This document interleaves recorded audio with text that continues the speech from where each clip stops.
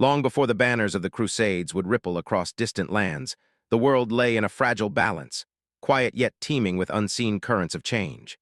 Europe, a patchwork of kingdoms, duchies, and principalities, slept under the silver glow of the moon. In the quiet of early mornings, mist rose from rivers that traced through valleys and lowlands, wrapping villages and towns in a soft, ethereal haze. Forests stretched endlessly, dark and whispering, concealing the distant movement of travelers and merchants, each unaware of the storms that would soon sweep across the continent. To the east, the Byzantine Empire still carried the weight of an ancient glory, yet cracks appeared in its walls, both literal and metaphorical.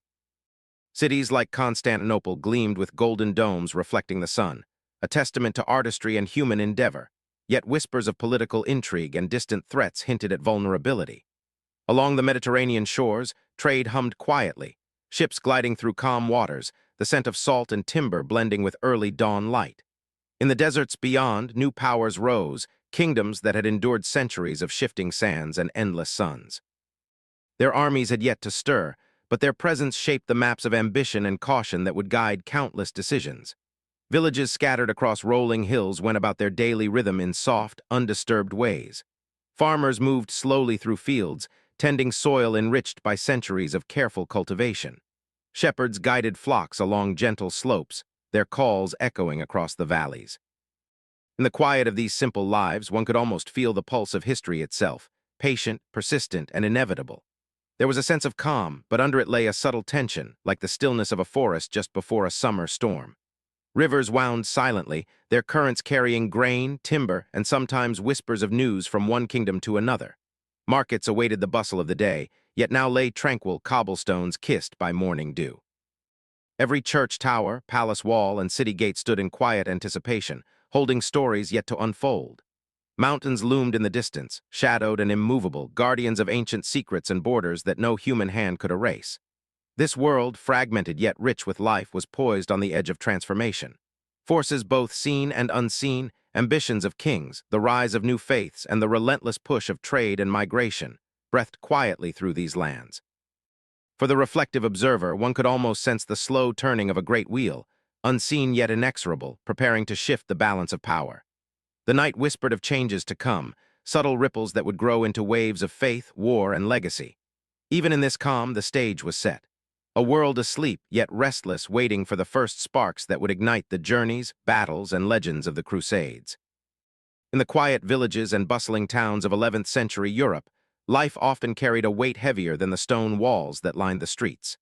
The land, fertile in some places and stubbornly barren in others, had known the mercy and the cruelty of the seasons. Harvests failed, rivers overflowed, and famine quietly crept into homes, leaving whispered prayers and empty bowls in its wake. Disease, unpredictable and relentless, traveled along the same roads that connected villages and monasteries, touching the lives of peasants and nobles alike. Each cough, each fevered night, reminded people of the fragility of life and the thin veil that separated them from uncertainty. Amid this unease, the spiritual heartbeat of Europe pulsed stronger than ever. The church, with its soaring towers and echoing bells, offered guidance and solace, a promise of structure in an unpredictable world. Priests and monks moved quietly through villages, carrying the weight of rituals and sacraments, their chants drifting through stone corridors and across open fields. Pilgrimages became both refuge and purpose. Long journeys to distant shrines or holy relics offered hope, even as feet wore thin and shoulders ached from the relentless pace. Europe's people, anxious and seeking meaning, moved in procession, finding comfort in collective devotion and the rhythm of ancient practices. The fear of the unknown, the invisible dangers lurking beyond city walls, transformed into unity. In towns and monasteries, whispers of divine will mingled with tales of saints and miracles. Parents pressed hands together over children, villagers lit candles at twilight, and communities gathered in quiet expectation of divine signs. Each mass, each prayer, each ritual was both a plea for protection and an affirmation of shared faith. It was in these moments that the seeds of broader movements were sown, nurtured by a populace seeking guidance and purpose. Yet this spiritual intensity was not born of certainty alone. Europe was a continent of contrasts, noble courts practicing diplomacy alongside violent local disputes, merchants trading quietly even as bandits lurked along highways, farmers cultivating the land while fearing the wrath of unpredictable seasons. The emotional tension, a mixture of devotion and dread, created a fertile ground for transformative events. People longed not only for safety, but for meaning, for reassurance that their suffering and effort mattered within a larger divine framework. Church leaders recognized this emotional vulnerability, their influence growing quietly but steadily. Bishops and abbots guided communities, resolving disputes, offering counsel, and interpreting signs of fortune or misfortune as divine messages. Their authority extended beyond walls of worship into the daily lives of the faithful, shaping decisions, marriages, and journeys. Pilgrimages became more organized, relics more revered, and sermons more impassioned. In this environment, faith was not simply a private matter. It was a unifying force, connecting villages to cities, peasants to nobles, and Europe to a shared spiritual narrative. Amid these slow, deliberate rhythms of devotion and fear, Europe's emotional landscape was laid bare. Anxiety, when balanced with guidance and ritual, became cohesion. Communities found strength in shared hope, in collective obedience to spiritual authority.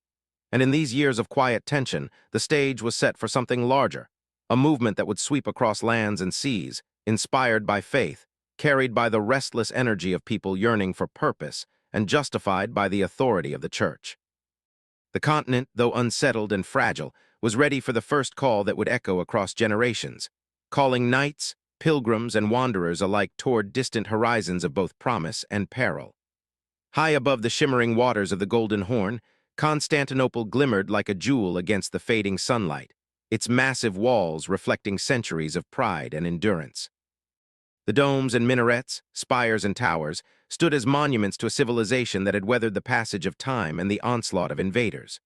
Traders and pilgrims moved along the cobblestone streets, their voices mingling with the soft call of church bells and the distant murmur of the Bosporus. Life in Constantinople was a delicate ballet of ritual, commerce, and governance, all under the watchful eyes of the emperor and his court. Yet beneath the beauty and order, there was a quiet anxiety that few could ignore.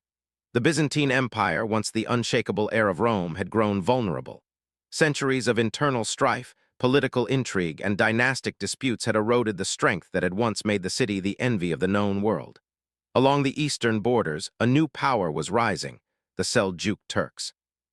Swift, disciplined, and strategically aware, they pressed into Anatolia, challenging the empire's authority and threatening lands that had been Byzantine for generations. Villages were abandoned, fortresses besieged, and the call for reinforcements echoed through the marble halls of Constantinople. The threat was both immediate and existential. Without aid, the empire risked losing not only territory but its place as a bridge between East and West. In the quiet chambers of the imperial palace, envoys and clerics prepared letters, messages carried on fast ships and sturdy horses across mountains and seas. These were not cries of desperation without thought. The Byzantine court understood the importance of dignity and appearance. Requests for help were carefully worded, blending urgency with subtle reminders of the empire's legacy. Every word was weighed, every phrase crafted to appeal to the rulers of Western Christendom while preserving the pride of a civilization accustomed to leadership and reverence. Diplomacy, after all, was both armor and weapon, capable of shaping alliances as much as armies could conquer cities.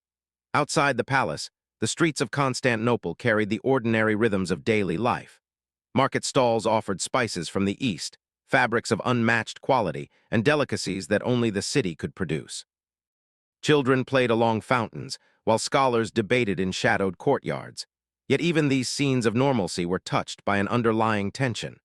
Citizens whispered anxiously about the movements of the Seljuks, and soldiers prepared quietly, checking armor and reviewing strategies. The calm surface of the city belied the storm that threatened to encroach, a juxtaposition of serenity and peril that mirrored the empire's precarious position. The message sent westward was more than a simple plea. It was an invitation to participate in a shared destiny. Byzantine emperors called upon the leaders of Europe not merely for soldiers, but for the moral authority that came with defending Christendom. They appealed to knights, lords, and even commoners, suggesting that to aid Constantinople was to protect the sacred, to stand on the side of justice, and to prevent chaos from spreading across lands tied together by faith and commerce. It was a calculated appeal to conscience, a call framed with hope, duty, and subtle promise of spiritual reward. And so, as the letters left Constantinople, riding over mountains and rivers toward distant courts, the stage was quietly set. The Seljuks continued their advance, pressing the empire closer to a confrontation that would ripple across continents. The Byzantine request for help, though composed in chambers of marble and candlelight, carried the weight of a world at a threshold. In every word of diplomacy, in every seal impressed into wax, there was a sense that history itself was bending, that the fragile balance between old power and new threat might soon tilt in irreversible ways. In this moment, Constantinople seemed to hold its breath. The empire's past glories whispered through its grand streets, reminding all who walked them of victories and resilience. Yet the future was uncertain, shaped by the decisions of those far beyond its walls. It was a moment both calm and charged, a turning point felt as much in the quiet contemplation of scholars and courtiers as in the movements of armies on distant frontiers. Here, pride met necessity, beauty met danger, and the first subtle sparks that would ignite the Crusades began to glow. A gentle yet inexorable pull that would soon reach the lands of Western Europe, asking for swords, faith, and resolve. The winter air over Clermont in 1095 carried a gentle stillness, one of those mornings where frost clings to wooden beams, and every breath seems to hang in the sky a moment longer before dissolving. People had gathered slowly, almost instinctively, as if drawn by curiosity more than urgency. Farmers with rough hands, pilgrims leaning on wooden staffs, knights with polished armor dulled by long travel. Even those who didn't quite know why they were there felt something stirring in the air. At the center of this quiet crowd stood Pope Urban II. Not towering, not commanding in the way generals do, but radiating a kind of calm authority that made people lean in without realizing it. His voice, when it finally rose over the murmurs, was steady, not a shout, not a call to anger, more like a warm echo settling into the cold morning. He spoke of distant lands, holy places that lived heavy in imagination, Jerusalem, Antioch, the roads walked by saints and prophets. Places many had only heard about in the worn stories told by aging priests or traveling monks. His words painted them softly, like scenes in a dream, warm stone walls, markets buzzing with life, pilgrims walking dusty paths under a golden sun. But then the tone shifted. Those places, he said, were no longer safe. The faithful were harassed, the roads threatened, the shrines neglected. The crowd listened, not with fear, but with a quiet ache. People had already been carrying their own burdens, famines that emptied granaries, sickness that swept through villages, wars between neighbors that felt pointless and endless. Urban's voice offered something these people had not felt in a long time, direction, a purpose that reached beyond the little problems of daily life. He told them that to journey east to help the suffering, to reclaim the Holy Land, this would not be just a physical quest, it would be a cleansing of the soul, a path toward forgiveness. A way to let go of guilt, fear, and the turmoil that had settled into the corners of Europe. Salvation, he promised, lay not in waiting for the world to improve, but in walking toward a cause greater than oneself. The words drifted across the assembly like warm smoke rising from a distant fire. Some listeners closed their eyes, imagining the journey. Others lowered their heads as if touched by a feeling they couldn't speak aloud. There was no thunder in Urban's message, only a sense of destiny unfolding in slow, quiet waves. The torches around the square flickered softly as evening crept in. Shadows lengthened, stretching across the gathering like gentle brushstrokes. And in that dim glow, the Pope's final message settled deeper than any command ever could. Those who take up this journey will walk not alone, but with God. It wasn't the promise of victory that moved people. It wasn't hatred toward another people. It was the idea that, for once, their lives could be part of something meaningful, something sacred. The idea that their suffering and confusion could transform into purpose, that they could step into a story larger than the fractured world they knew. By the time Pope Urban II lowered his hands, silence held the crowd. Not the silence of shock or fear, but the profound quiet of hearts turning toward a single direction. 1,000 small thoughts, hopes, and uncertainties slowly aligning. And from that stillness, the first spark of the Crusades glowed to life, calm and steady, like a candle patiently waiting to be carried into the dark. Long before the armored knights of Europe began lacing their helmets or polishing their shields, something quieter and far more unpredictable began to stir across the continent. It started not in royal courts or military camps, but in small villages, places where church bells rang softly at dawn, where fields stretched endlessly under pale skies, and where life moved at a slow, unhurried rhythm. The call of Pope Urban II had spread like a warm wind, drifting far beyond the nobles who were expected to answer it. It seeped into the hearts of ordinary people, farmers who had never traveled beyond their nearest market, shepherds who spent their lives among rolling hills, widows who prayed each night for something to believe in. For them, the crusade wasn't a campaign. It was hope, a promise that their lives, humble as they were, might suddenly matter. And so, quietly at first, they began to gather. Men and women, the very young and the very old, families carrying little more than blankets and small bags of grain. They came walking down dusty paths, moving like drifting currents toward a single direction, east. No commanders, no strategy, no maps or supply lines. Only the shared belief that God himself had opened a door and all they needed to do was walk through it. Among them was a small, wiry preacher named Peter the Hermit. He rode a donkey, spoke to crowds in simple, comforting words, and seemed to embody the very spirit of the movement. Humble, emotional, overflowing with sincerity.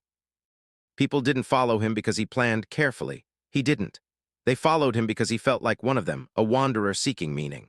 His sermons were gentle but powerful, like waves brushing repeatedly against a shore, wearing down fear with every pass. Whole villages emptied almost overnight. One morning, a baker might be kneading dough in a quiet shop. The next, he would be locking his door and joining a long line of travelers stretching past the horizon. A shepherd might leave his flock, trusting them to neighbors. A child might clutch a wooden cross as she walked beside her parents. It was a movement built from longing more than logic, a spiritual tide that no ruler had anticipated. This early wave of crusaders wasn't prepared for what lay ahead. Many believed that God would provide food along the way, that the roads would open effortlessly, that the journey would feel like a pilgrimage wrapped in miracles. Faith had surged ahead of planning, racing far beyond the limits of reality. And yet in this moment, before hunger, fear, or hardship could catch them, the people's crusade felt unstoppable. There was something hauntingly beautiful in their determination. Tens of thousands of footsteps moving in the same direction, guided not by strategy but by yearning. They carried no banners of powerful lords, no disciplined formations, no polished armor. Just a shared dream that somewhere beyond the rising sun, holiness awaited them. And as the long columns moved across Europe, the world watched with a mixture of awe and confusion. How could such a leaderless movement become so vast? How could simple faith gather more followers than the greatest armies? The answer drifted softly with them. Hope travels fastest when no one tries to control it. The roads that stretched eastward had seen travelers before, but never anything like this. Tens of thousands moving together created a presence that felt almost like weather, slow, heavy, and impossible to ignore. Dust rose beneath their footsteps, drifting into the warm afternoon air in soft, pale clouds. From a distance, the march looked like a long, wavering ribbon stretching across the countryside, shimmering under the sun. Each morning began quietly. People woke under open skies or beneath sparse trees, brushing dew from their clothes, whispering brief prayers and sharing scraps of bread left from the day before. There was no trumpet to signal the start of the day, no disciplined call to order. Instead, the movement grew naturally as travelers lifted their belongings and drifted forward, joining the never-ending stream ahead. The pace was gentle, almost soothing, and the earth beneath their feet seemed to accept the weight of their hopes with patient silence. As they walked, conversations rose and faded like passing breezes. Some talked about Jerusalem as if it were a place shining with pure light, untouched by suffering. Others spoke of visions they believed God had sent them, dreams of angels, dreams of salvation, dreams promising forgiveness. Many simply walked in silence, letting their thoughts drift with the rhythm of each step. Hope was everywhere, subtle yet palpable, stretching across the miles like an invisible thread connecting each traveler to the next. By afternoon, the journey often grew harder. Supplies ran low and bellies ached with hunger. Children slowed, leaning heavily on their parents. Some travelers traded stories to distract one another from the growing discomfort, tales of saints, miracles, and ancient battles. These stories floated through the crowd like soft lantern light, gentle enough to soothe, bright enough to carry them another mile. Yet behind the comfort, a small tension lingered. The road was long, and no one truly knew what waited at its end. When evening fell, the march transformed. Fires flickered across the fields, tiny islands of warmth scattered beneath a sky filled with stars. People gathered around these flames in loose circles, singing hymns in quiet voices. The music drifted upward, blending with the night wind, echoing faintly between distant hills.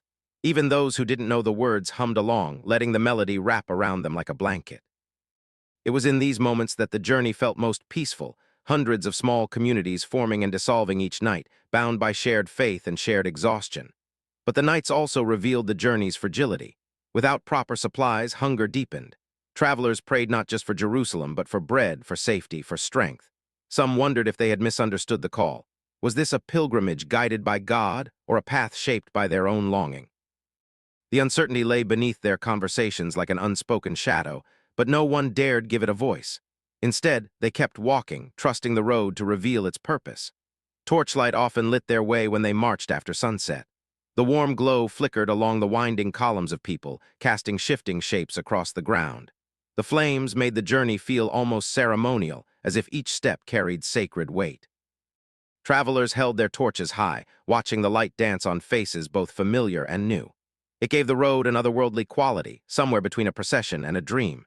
As days turned into weeks, something subtle changed. The journey began to lose the softness of a pilgrimage and gain the restless energy of something more uncertain. Arguments sparked over food. Rumors of dangers ahead moved through the crowds like faint tremors. Groups broke apart and rejoined, weaving between hope and confusion. The march, once serene and full of confidence, now felt like a fragile balance of belief held gently against the growing pressures of reality. Yet whenever fear threatened to overshadow them, someone would begin a prayer, and others would join. Voices rose, low and steady, blending into something larger than any single traveler. In these moments, the march once again felt unified, as if the uncertainty itself was part of the journey's purpose. They didn't know what awaited them beyond the horizon, but every night they slept believing they were one sunrise closer to something sacred. Miles passed beneath their feet, and the world around them slowly changed. Forests thinned, valleys widened, and towns grew unfamiliar. With each new landscape, the sense of stepping deeper into the unknown grew stronger.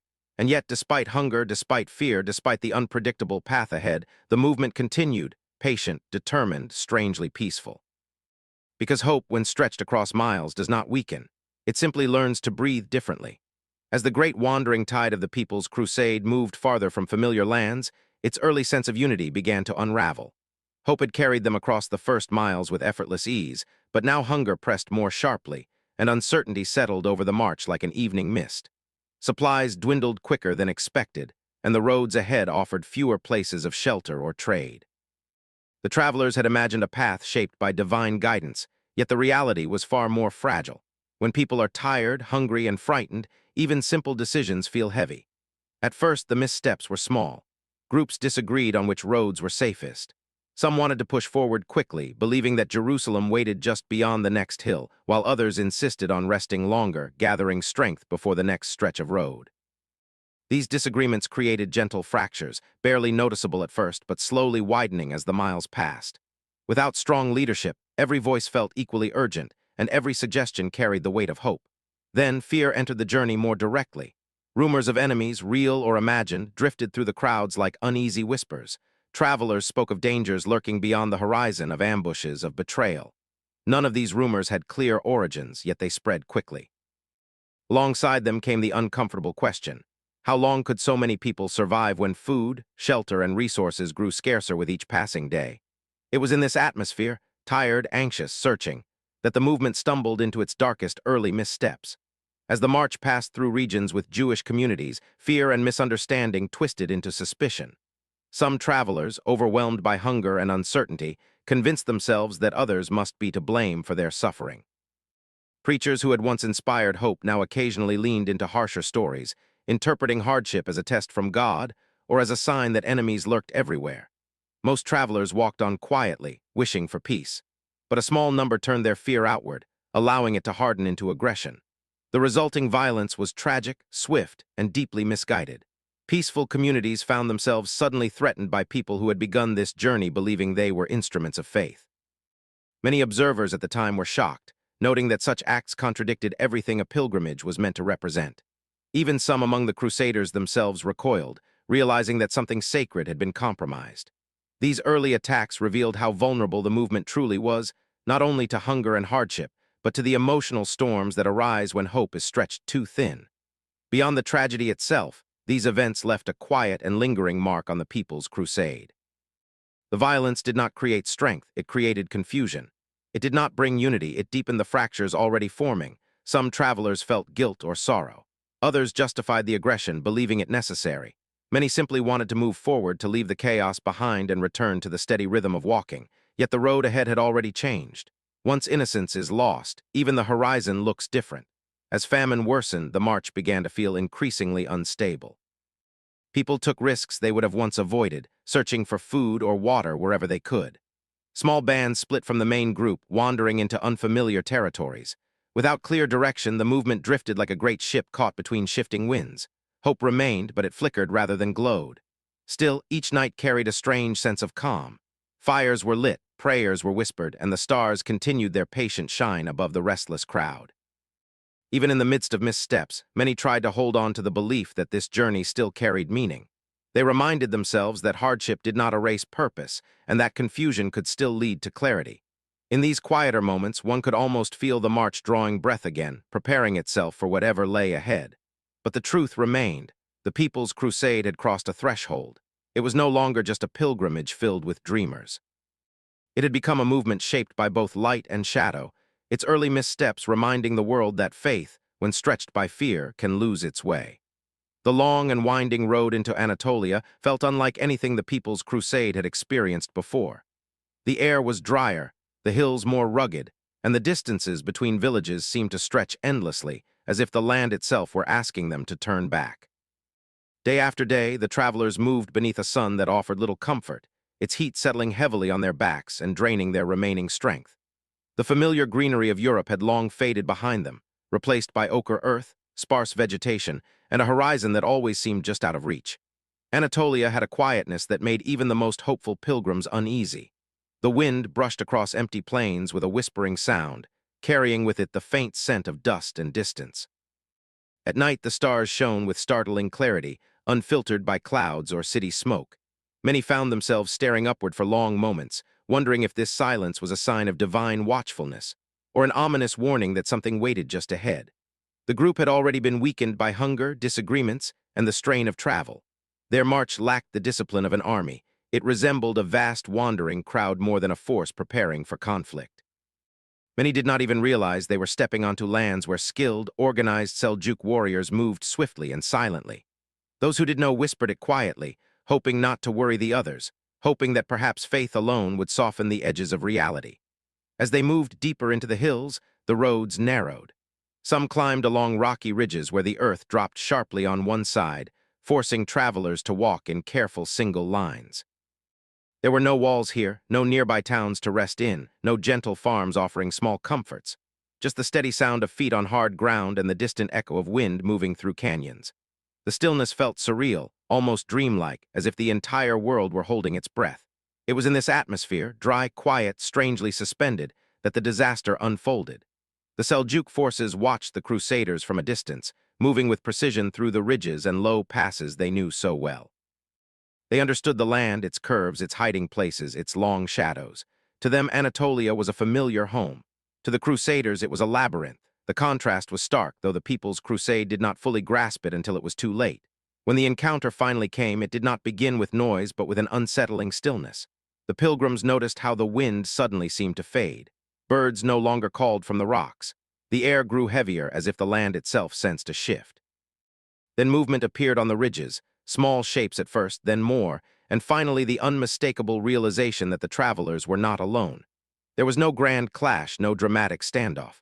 The Seljuks moved with skill, circling the disorganized wanderers with the ease of hunters guiding a confused herd.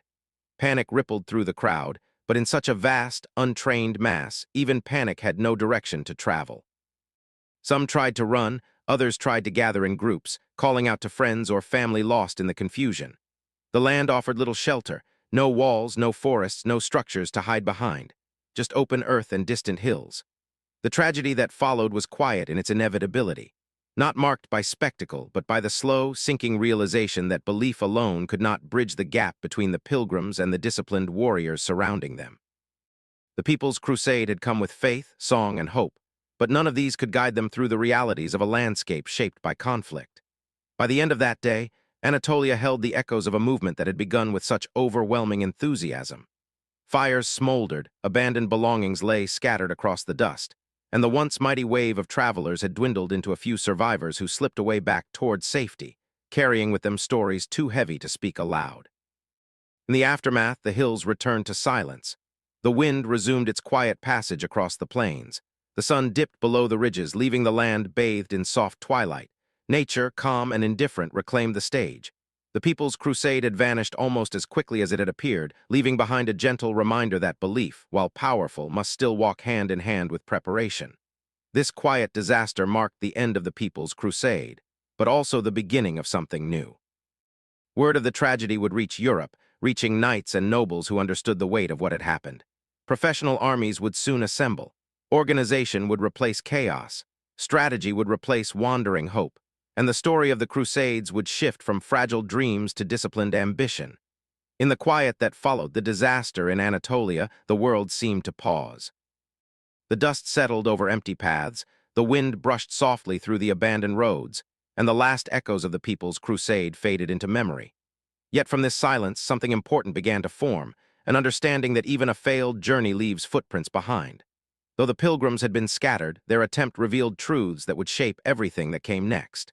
For those who heard the stories in Europe, the news felt both sobering and strangely clarifying. The people's crusade had been carried forward by pure belief, but belief alone had proven too fragile for a world shaped by strategy, terrain, and trained armies. Villagers, knights, and church leaders listened to survivors describe the long marches, the confusion, the hopeful singing that eventually dissolved into fear. Through these accounts, many began to see the difference between devotion and preparation, between inspiration and leadership. Lesson was gentle yet unmistakable. Great intentions need strong hands to guide them. Across the continent, the tragedy settled into the minds of those preparing for the next wave of crusaders. It became clear that the journey to the Holy Land required more than enthusiasm. It needed organization, provisions, discipline, and commanders who understood both war and the vast distances ahead. Quietly, without dramatic speeches or sudden realizations, people began adjusting their expectations. The path east was not to be taken lightly. It demanded respect. And yet, despite its painful ending, the People's Crusade was not remembered only as a failure. Many saw in it a reflection of human courage, a willingness to step into the unknown, driven by a hope that something greater waited on the other side of the horizon.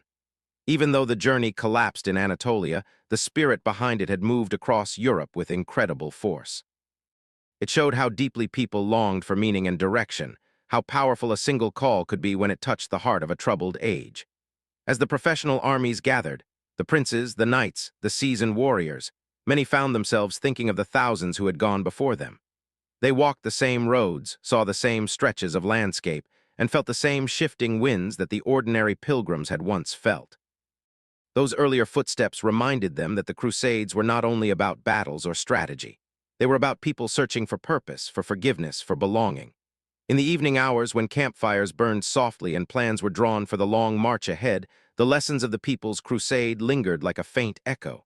Leaders understood now that guidance mattered. Careful planning mattered. Compassion for those who followed mattered even more. The tragedy had shown the dangers of rushing forward without structure, but it had also revealed how deeply people yearned for something greater to believe in. As the chapter closed, the memory of the People's Crusade shimmered like a distant light, dim but meaningful. It reminded the world that every great story begins with attempts that don't quite succeed. Every movement is shaped not just by triumphs, but by the quiet teachings of failure. And sometimes, the most lasting wisdom comes from roads where dreams fell short. From this fragile beginning, the true Crusader armies would rise. And with them, the next chapter of history would unfold, shaped, guided, and softened by the lessons left behind. Across Europe, the gathering of armies began not with noise, but with a sense of quiet preparation that spread from castle to village like the slow turning of a great wheel. In the early mornings, when mist still clung to the fields, the first groups of knights tested their horses, adjusted straps of polished armor, and studied the long roads stretching east. This time, the movement was not spontaneous or chaotic. It was deliberate, organized, and shaped by leaders who understood the weight of what lay ahead. For many, it felt as if the entire continent was taking a long, steady breath. In noble halls, lords traced routes on parchment maps, their fingers gliding gently over mountains, rivers, and seas they had only heard described in distant stories. Banners embroidered with lions, crosses, and ancient family symbols were unfurled from chests where they had been stored for years, waiting for a moment that felt worthy of them. Tailors stitched fresh colors onto fabrics worn thin by time, knowing that these banners would soon mark the identities of thousands marching under them. Preparation had a ceremonial rhythm, as though Europe was dressing itself not for war, but for a pilgrimage of rare meaning. Outside these halls, the villages surrounding the great estates buzzed with a softer, humbler kind of activity. Blacksmiths hammered iron in steady, ringing motions that seemed to echo across the land. Sparks glowed like fireflies each time a blade touched the anvil. Children watched with wide eyes as armor plates were cooled in water, rising steam drifting upward in pale, ghostly shapes. For many families, this would be the last time they saw their sons, fathers, and brothers for years. Farewells were whispered at doorways, spoken gently to avoid breaking the fragile calm. Knights carried themselves with a quiet resolve, but even they felt the heaviness of the moment. They sharpened swords not with excitement, but with the steady focus of people preparing for a long and uncertain journey. Horses were fed extra grain, brushed until their coats shone like soft metal in the morning light. The connection between rider and mount deepened as they trained together in wide fields, learning to move as one. These preparations eased the minds of those who would soon face unfamiliar landscapes far from home. What made this gathering different from the People's Crusade was not only discipline, it was purpose shaped into structure. The lords who answered the call were seasoned in command. They understood supplies, formations, and the delicate balance of managing many households under one banner. Their letters to one another carried plans instead of pleas, timelines instead of hopes. Every detail mattered, and every hour brought the armies closer to the day of departure. Quietly, without dramatic announcements or fanfare, Europe was assembling the greatest coordinated march of the Middle Ages. As the forces grew, roads that had once seen only merchants and travelers now filled with organized columns. Each banner represented a region, a lineage, a story. From Normandy, from Lorraine, from Provence, from Flanders, knights and foot soldiers gathered in long, steady lines. The clinking of armor mixed with the soft murmur of prayers and quiet conversations. Along the roads, locals watched them pass with a mixture of pride and unease. It was rare to see so many different lands united in movement, carrying a shared purpose that stretched beyond familiar borders. When night fell, torchlight flickered across encampments where thousands rested under open skies. The air filled with the scent of wood smoke, the low rumble of voices, the occasional chime of a metal clasp being fastened. There was a sense that history was shifting its weight, preparing to step forward. The chaos of the earlier crusade had softened into something more grounded, an organized tide ready to flow east. And so, with discipline replacing disorder, the first great armies of the Crusades began to gather. The march had not yet begun, but its heartbeat was already steady, strong, and unmistakable. The professional armies of the First Crusade, having left the familiar rhythms of their homelands, now moved steadily toward a world that felt distant, elegant, and almost unreal. As they crossed the borders of Byzantine territory, the air itself seemed to shift, becoming warmer, softer, and tinged with scents and sounds unfamiliar to Western ears. This was not the chaotic march of the People's Crusade. This was a measured, deliberate procession. And with every mile, the Crusaders stepped deeper into a realm shaped by centuries of empire. The Byzantines called their lands Romanian, the continuation of Rome. To Western knights, however, this world was something entirely different, more polished, more subtle, and far more complicated. The first signs of Byzantine influence appeared long before the armies reached Constantinople. Roads became smoother, bridges more precisely carved, and way stations appeared at thoughtful intervals. For soldiers used to muddy paths and wooden huts, these stone rest stops, crowned with tiled roofs, felt like quiet promises that somewhere ahead lay a civilization older and richer than anything they had known. And yet with this beauty came an undertone of watchfulness. Byzantine scouts often appeared on distant hillsides, small silhouettes observing, evaluating, never quite approaching. They moved with a grace unfamiliar to Western warriors, light armor, quick horses, quiet discipline. The Crusaders, wrapped in chainmail and heavy wool, felt the contrast keenly. They were guests, but watched guests. As the armies marched deeper, the landscapes opened into gentle plains dotted with vineyards, silent monasteries, and olive groves shimmering in the breeze. The soft clinking of armor mixed with birdsong and the distant hum of village life. Many knights found themselves slowing their pace, simply to take in the unfamiliar serenity of the East. And for a moment, the journey felt less like a military expedition, and more like a pilgrimage unfolding under a calm, golden sky. But beneath the beauty lay a quiet tension. The Byzantines remembered all too clearly what had happened when the untrained masses of the People's Crusade had passed through, looting, confusion, and clashes with local garrisons. Now, with tens of thousands of trained knights approaching, the empire moved carefully. Troops guided the Crusaders along predetermined paths. Markets were opened at controlled hours. Negotiators traveled ahead to ensure that each army behaved and that no misunderstandings led to disaster. For the Crusaders, this careful orchestration felt strange. They were used to open travel, to taking what they needed along the way, to moving through Europe as nobles with near total authority. Here, however, they found themselves gently guided, sometimes subtly restricted, by a realm that valued order above enthusiasm and diplomacy above boldness. Still, wonder outweighed frustration, because as the armies approached Constantinople, even the most hardened knights felt themselves growing quiet. The city appeared first as a faint shimmer on the horizon. Then slowly its shape sharpened, colossal walls stretching mile after mile, towers crowned with gold-tipped roofs and domes rising like soft, rounded mountains above the gleaming waters of the Bosphorus. No Western city matched this sight. Not Paris, not Rome, not even the greatest capitals of Germany. To many crusaders, it felt as though they were approaching a dream carved in stone. Constantinople was alive with color, vibrant markets, mosaics glinting in the sunlight, ships from every corner of the Mediterranean docking along its bustling harbors. Perfumes drifted through the streets. Silk banners fluttered softly. The very air seemed warmed by centuries of wealth and culture. And yet, as breathtaking as the city was, it remained distant. The Crusaders were not allowed inside freely. Byzantine guards, clad in lamellar armor and carrying long spears, guided them to designated camps outside the walls. From there, they watched the city glow at sunrise and soften into amber light at dusk. It was beautiful, but it was not theirs. Inside the palace, Emperor Alexios I Komnenos observed the arriving armies with cautious interest.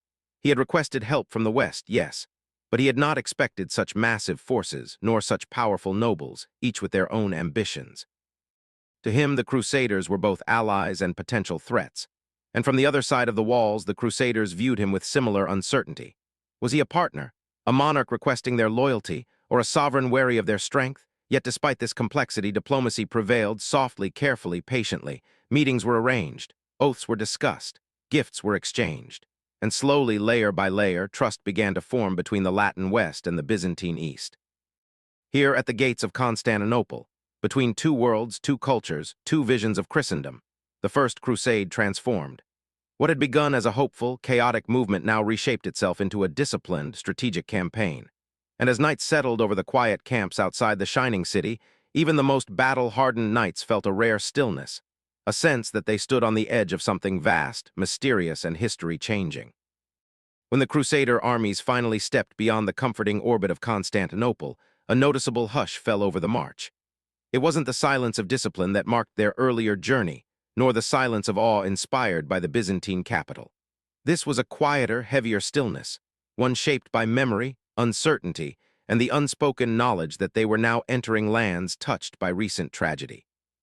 The road into Anatolia was long, pale, and dust-covered, stretching forward like a faded ribbon through the hills. Under the morning sun, the landscape felt almost dreamlike, soft golden grasses swaying gently, low rocky ridges casting thin shadows, and the distant outlines of forgotten forts standing like patient ghosts. Yet within this peaceful scene lay an undercurrent of tension. Every soldier knew what had happened here only months before, when the People's Crusade had rushed into these same lands with hope but without preparation. Now their absence lingered like an echo. As the knights marched, they passed places where makeshift camps had once stood, now nothing more than rings of ash, scattered fibers, and faint impressions in the soil. Some realized with a somber quiet that these were the places where families had rested, prayed, and believed they were safe. But the land gave no answers. It only watched them move on. The heat deepened as the day progressed, settling around the army like a soft but relentless cloak. Chainmail warmed against shoulders, dust clung to every surface, and the rhythmic crunch of boots on dry earth became a steady heartbeat guiding the army forward. Water skins were guarded carefully. Horses slowed their pace. The vibrancy of Europe and the refined beauty of Byzantium felt far away now, replaced by a vast, sun-soaked emptiness that stretched in all directions. Anatolia was different, wider, older, more difficult to read. Occasionally, abandoned watchtowers appeared on distant hillsides. Their stones were cracked, their wooden gates long collapsed. They bore no banners, no signs of ownership, only the lingering impression that they had once been part of a larger world now slipping into silence. Some knights paused to look at them for a moment, wondering who had built them, who had once kept watch inside their walls, and what stories had been lost to the dry wind. As they moved deeper, the landscape grew harsher. The hills sharpened into ridges. The soft breeze gave way to still, heavy air. Trails narrowed into winding paths that hugged steep slopes. Even the birds seemed fewer, leaving only the occasional rustle of unseen creatures in the brush. And with every mile, the feeling grew. This was a land where armies vanished if they were careless. Yet despite the weight of the journey, the Crusaders marched steadily. Order replaced fear. Discipline replaced haste. Commanders checked the formations often, ensuring that no one strayed too far, that no group drifted ahead blindly, and that the lessons carved by the earlier tragedy would not be repeated. The memory of the untrained masses who had marched before them was never spoken aloud, but it guided every careful step. At night, the camps formed quietly, fires kept small and shielded from the wind. Soldiers lay beneath the vast Anatolian sky, stars unfolding above them like a brilliant tapestry untouched by time. Conversations softened until they faded entirely, leaving only the crackle of embers and the distant call of night creatures. Many wondered what lay ahead, whether these empty roads led to victory or whether invisible dangers waited beyond the next ridge. Yet the fear was never sharp. It was gentle, steady, the kind of fear that encourages caution rather than panic. And slowly, as miles turned into days, something important began to happen. The Crusaders grew more attuned to the land, the rise and fall of the slopes, the patterns of the winds, the difference between silence that was natural and silence that hinted at hidden movement. Step by step, they became not just travelers but careful observers. For they knew that beyond these empty roads, beyond the heat and dust and abandoned forts, the true challenges of the crusade were waiting. And so, beneath the soft Anatolian sun, the army continued forward, calm, cautious, and quietly determined to succeed where others had fallen. When the Crusader armies neared the city of Nicaea, they found it resting beside its deep, still lake like a jewel set against the Anatolian hills. The walls rose steadily from the earth, pale stone catching the soft morning light, while towers watched the horizon with an expression of silent endurance. To the approaching soldiers, it looked less like a fortress prepared for war and more like an old guardian that had weathered centuries of change. There was no rush toward action, no desperate scramble or sudden noise. Instead, the Crusaders spread out slowly, observing the city from a distance, studying the landscape and laying foundations for what would become the first great test of their discipline. The calmness felt intentional, as if the entire army understood that nothing about Nicaea could be hurried. The lake shimmered nearby, reflecting the passing clouds. Gentle ripples brushed the shore as if reminding the thousands gathered that nature remained indifferent to their plans. But the Crusaders watched intently. They knew the Seljuks within the city were expecting an attack. They also knew that a siege was won not through bursts of violence, but through patience, strategy, and careful pressure. As the sun began to lower, the work quietly began. Timber was hauled from distant woods. Ropes were stretched and measured. Engineers and craftsmen, often overlooked in stories, became the heart of the operation. They worked with slow, deliberate motions, building towers, frames, and the early shapes of siege engines. Under moonlight, these wooden structures seemed to rise from the earth like silhouettes of strange creatures. Their shadows stretched across the ground, long and still, giving the sense that the night itself was helping shape the tools of the coming siege. Inside the camps, officers spoke in calm voices. They mapped the walls, noting weak points, studying the gates, and discussing the quiet cooperation they needed from the Byzantine forces nearby. Diplomats moved gently between tents, carrying messages back and forth, ensuring that the alliance, fragile but necessary, remained steady. For all the tension that naturally accompanied a siege, the nights around Nicaea felt unusually peaceful. Fires burned low, their glow reflecting on helmets lined neatly beside resting men. The only sounds were soft conversations, the creak of wooden beams being set into place, and the distant hum of life from within the city walls. Even the animals seemed subdued, as if recognizing the solemnity of what was unfolding. The Byzantines brought their own subtle influence. They did not join the main construction, yet their presence shaped the mood of the camp. Their polished armor, their measured expressions, and their calm way of observing the unfolding strategy added an air of quiet professionalism. It reminded the Crusaders that they were not simply adventurers. They were participants in a larger plan, one guided by old experience and political necessity. As the days passed, the pressure around Nicaea tightened like a slowly drawn cord. The Crusaders positioned engines with care, avoiding unnecessary noise. They monitored movement along the walls, noting where guards lingered and where lights shifted at night. Messengers rode along the lines, encouraging patience and reminding the armies that victory in a siege was rarely sudden. It came from steady, persistent effort, like water wearing away stone. From time to time, a quiet stillness fell over the camp as everyone watched the lake. Boats had begun to appear on its surface, carrying Byzantine forces who were closing the final gap of the encirclement. Their arrival was calm, their oars moving in steady rhythm. It was an image of cooperation that felt almost serene, the west on land, the east by water, shaping a ring that slowly folded around the city. Inside Nicaea, the Seljuks must have felt the tightening of that ring. But from the outside, the atmosphere remained composed. There were no battle cries, no rushing footsteps. Only the slow, deliberate work of an army that understood the value of silence. And then, almost as quietly as it began, the siege reached its turning point. Byzantine negotiators, moving carefully behind the scenes, persuaded the defenders to surrender the city directly to them. When the gates finally opened, they did so without thunderous shouts or clashing metal. Instead, the moment unfolded like a calm exhale. The Crusaders watched as the Byzantine banners rose above the walls, a gentle assertion of order, not an explosion of triumph. Some soldiers were surprised, others relieved. But all understood in their own way that this was a victory shaped not by force, but by patience, strategy, and the subtle power of cooperation. It was the Crusaders' first great success, and it had been won with quiet resolve, proof that even in a world shaped by conflict, silence could still be a powerful weapon. The morning sun rose gently over the Anatolian hills, painting the landscape in muted gold and soft shadows. The Crusader army stirred, not with the clamorous urgency of battle, but with the quiet rhythm of thousands of boots on dusted paths. Each step was measured, a steady cadence that carried men, horses, and carts across the undulating plains toward Doralium. The road stretched endlessly, winding through fields and sparse forests. Dust rose in thin veils with every movement, glinting faintly in the sun. Birds called overhead, seemingly indifferent to the vast host that slowly moved beneath them. From a distance, the army appeared almost like a river of muted colors, banners swaying gently, shields polished to catch the occasional glint of light. Despite the heat pressing down, the pace remained steady. Leaders walked among their men, adjusting formations and encouraging calm. Conversations were hushed, whispers of hope and prayer blending with the soft creak of wagons and the distant neigh of horses. The air carried both the scent of the earth and the faint aroma of leather and waxed armor. It was a world full of motion, yet strangely serene. As they approached the open plains, the horizon seemed to stretch further, a wide canvas of uncertainty. The gentle hills gave way to expanses that would soon bear the weight of confrontation. Every man sensed the coming challenge, even if the details remained unclear. There was no panic, only a quiet tension, a shared understanding that the journey itself was a test of endurance, faith, and unity. Occasionally, small groups paused beside streams or shaded groves to rest, drink, and tend to weary horses.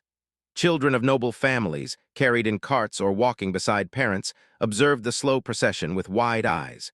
It was a reminder that this movement was both personal and collective, a pilgrimage of countless lives intertwined. As the sun began to tilt toward afternoon, the army pressed onward. Each step forward carried the weight of anticipation, a calm reminder that history was quietly unfolding beneath their feet. Beyond the hills, the plains of Doralium waited, silent and vast. And with that silent horizon came a gentle question lingering in the minds of all who walked. What lay beyond, and could unity endure what was yet to come? The army continued, steady and deliberate, moving toward a destiny that would soon reveal itself. In the gentle hills of Clermont, the morning sun poured over the assembled crowd, casting long, soft shadows across the grass where thousands had gathered. Men and women, nobles and peasants alike, had traveled from distant villages and towns, drawn by word of mouth and the promise of guidance from the Holy Father. The air was quiet but expectant, filled with whispers of curiosity, hope, and the soft murmur of prayer. Families clutched small possessions, children peeking from behind their parents' cloaks, their eyes wide with wonder at the gathering that felt both sacred and extraordinary. Pope Urban II appeared, not as a distant authority, but as a calm presence at the center of the assembly. His robes, subtly illuminated by the rising sun, glimmered with modest embroidery. Every movement he made was measured, deliberate, drawing attention not through spectacle, but through the gravity of his voice and the weight of his purpose. He began to speak, his words rolling across the crowd with a gentle cadence, painting images of distant lands, of sacred sites and the struggles of Christian brethren far beyond Europe's borders. Though soft-spoken to any individual, his voice carried across the slopes, and listeners felt it resonate within their hearts. People listened, imagining themselves leaving familiar homes, wandering through unknown landscapes, and joining a collective movement guided by faith.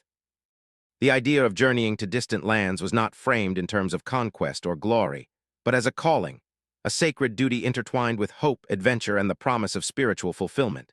Some clutched rosaries, others simply bowed their heads, feeling the weight of a choice that would change lives forever.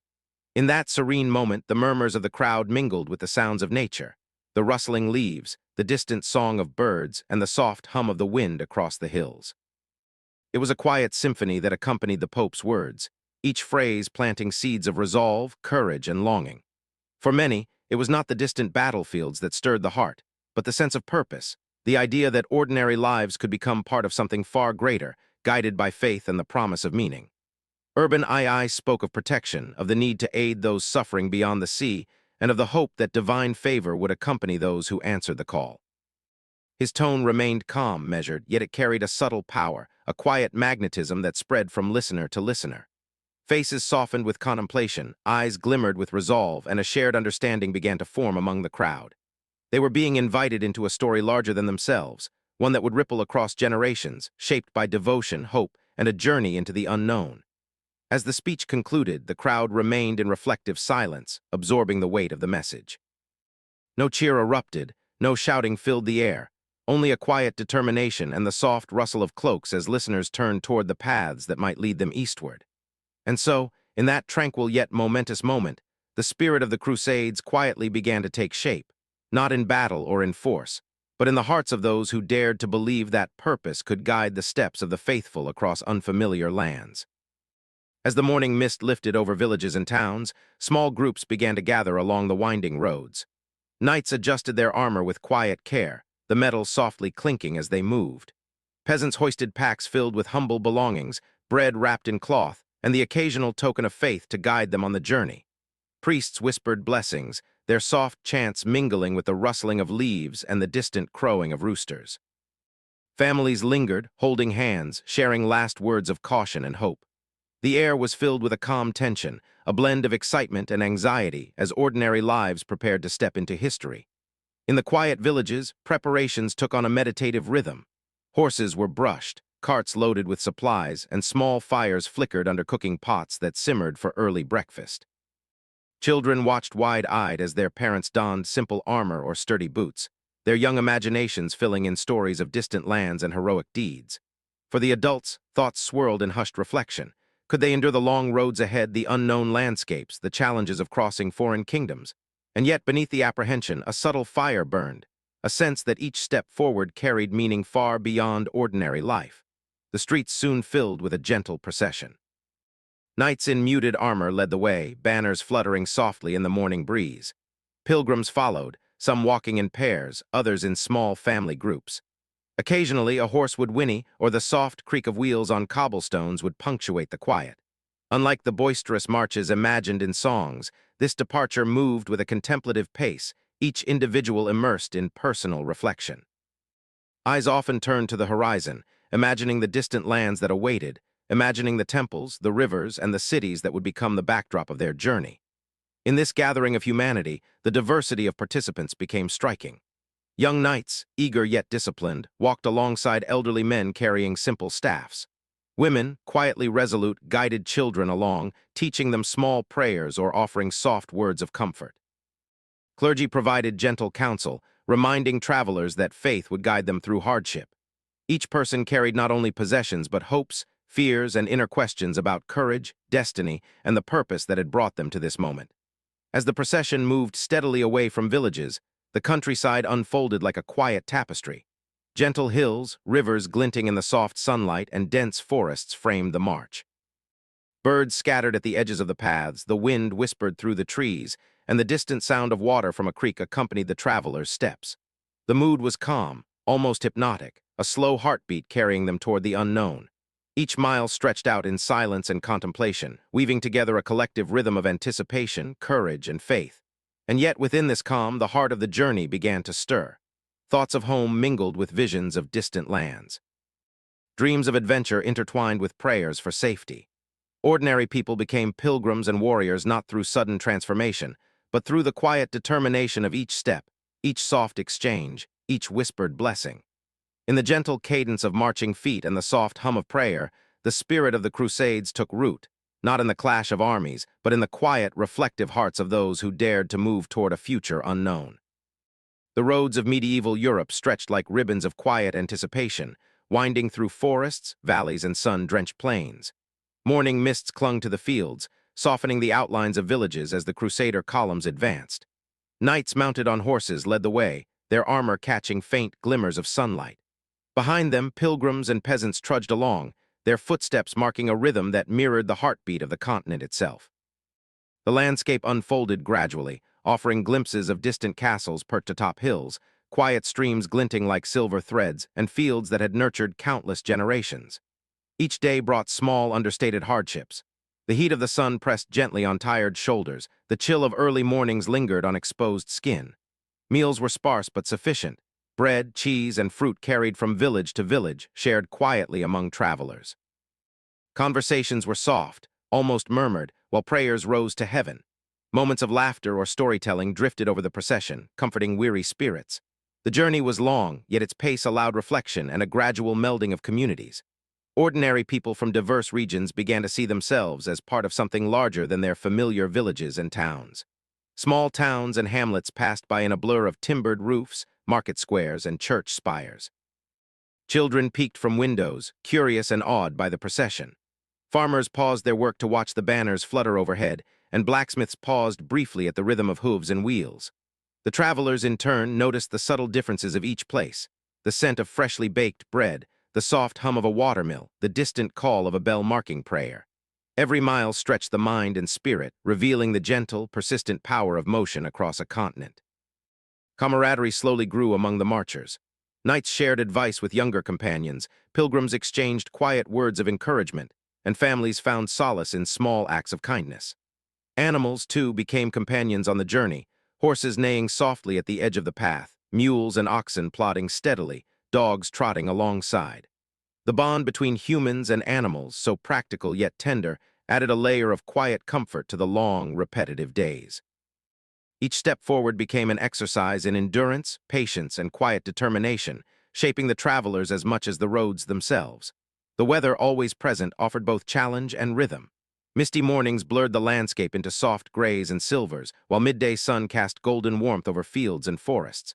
Occasional rain fell like gentle percussion on leather and cloth, cooling weary bodies and nourishing the earth beneath their feet. Nights were calm and reflective. Campfires flickered softly, illuminating faces with a warm, comforting glow. The stars above stretched in their brilliance, and travelers whispered prayers or told stories, their voices mingling with the gentle crackle of flames and the distant sigh of wind through the trees. In this slow, contemplative movement, the scale of the Crusader expedition became tangible. It was not merely a march of armies, but a journey of human endurance, faith, and collective spirit. Each mile passed tested body and heart, revealing both the fragility and resilience of those who dared to leave everything familiar behind.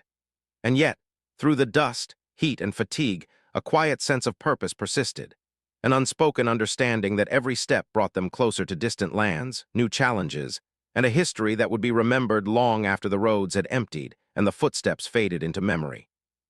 As the Crusaders pressed further east, the lands around them began to shift in ways both subtle and profound. Forests gave way to rolling plains, and winding rivers reflected skies that seemed brighter, yet strangely unfamiliar. Villages appeared on the horizon, their shapes different from the timbered roofs of home. Fields grew crops in patterns unseen before, and the scent of new herbs and unfamiliar earth filled the air. Every step forward carried a sense of quiet curiosity, a gentle tension that was more contemplative than violent, more observation than clash. Small detachments moved ahead, scouting roads and meeting local inhabitants. The interactions were cautious, deliberate. Children peeked through fences, and villagers studied the newcomers with wide eyes. Words were exchanged slowly, gestures bridging language gaps. A knight bowed respectfully, a peasant offered bread, and a trader presented trinkets in tentative friendship. These moments, though understated, held the delicate balance of diplomacy and uncertainty. Both sides measured each other's intentions, learning without rushing, probing without aggression. The Crusaders, having walked long distances and left familiar lands behind, noticed how the environment shaped life here. Wells-dotted villages, carefully maintained, offering sweet water to all. Shade trees lined paths where goats and sheep grazed quietly. Markets buzzed with controlled energy, merchants calling softly to invite passing eyes to their goods. Horses clattered over cobblestones, and the faint sound of bells echoed from distant chapels or mosques, marking time and ritual. Every observation deepened the travelers' awareness that this world, though strange, was fully alive, inhabited by people with their own rhythm and order. Small misunderstandings arose naturally. A gesture taken one way by a villager could be interpreted differently by a crusader.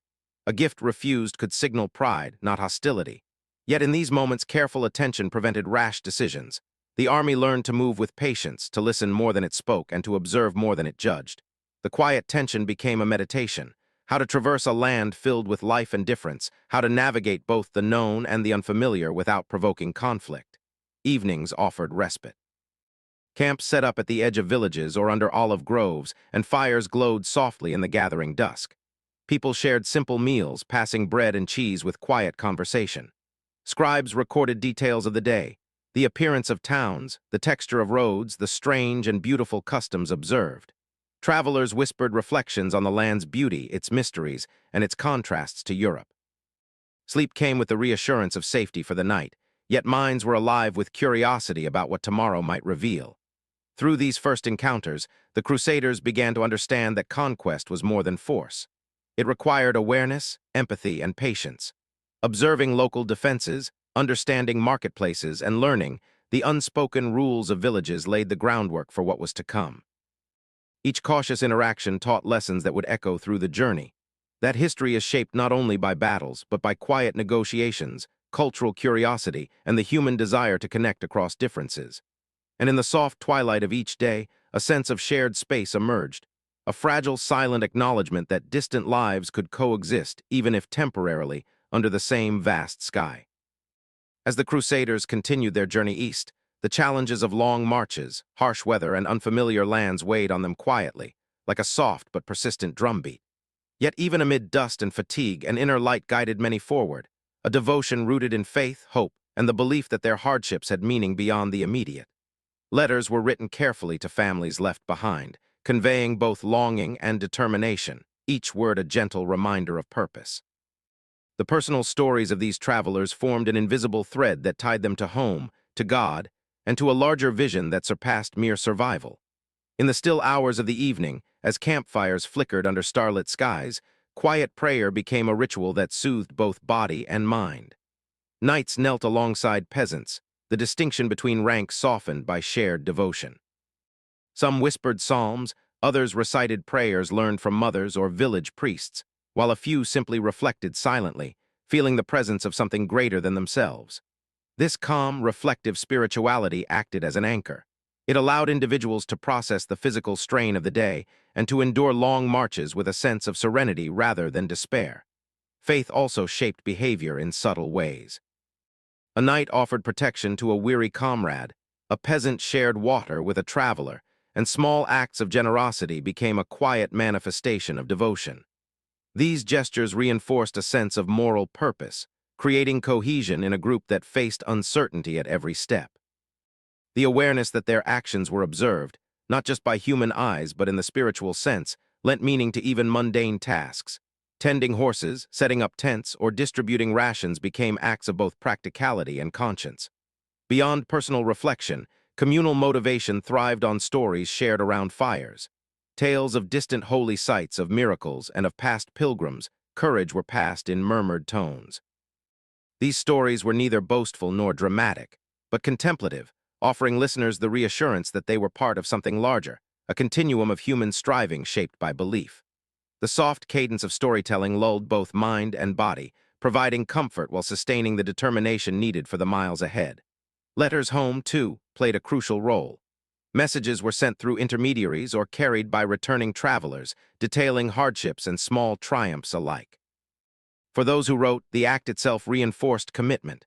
For those who received them, the knowledge that loved ones persevered lent a sense of shared endurance across vast distances.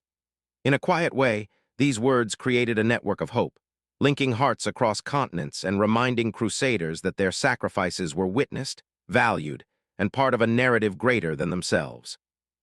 Ultimately, the enduring motivation of the Crusaders lay not in strategy or conquest alone, but in the human heart's ability to find purpose amid uncertainty. Faith transformed fatigue into resolve, doubt into reflection, and hardship into meditation. Each step eastward was not only a movement through geography, but a journey inward, a measured exploration of devotion, courage, and resilience. And as the fires dimmed and the night deepened, these quiet flames of faith burned steadily, carrying the Crusaders onward, whispering that every effort, every prayer, and every small act mattered in a story that was unfolding slowly, thoughtfully, and profoundly.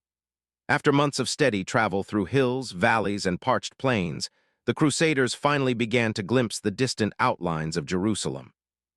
From the gentle rise of a hilltop, the city appeared as a glowing, sun-washed silhouette against the late afternoon sky. Stone walls shimmered faintly in the heat, and slender towers reached upward as if seeking the heavens.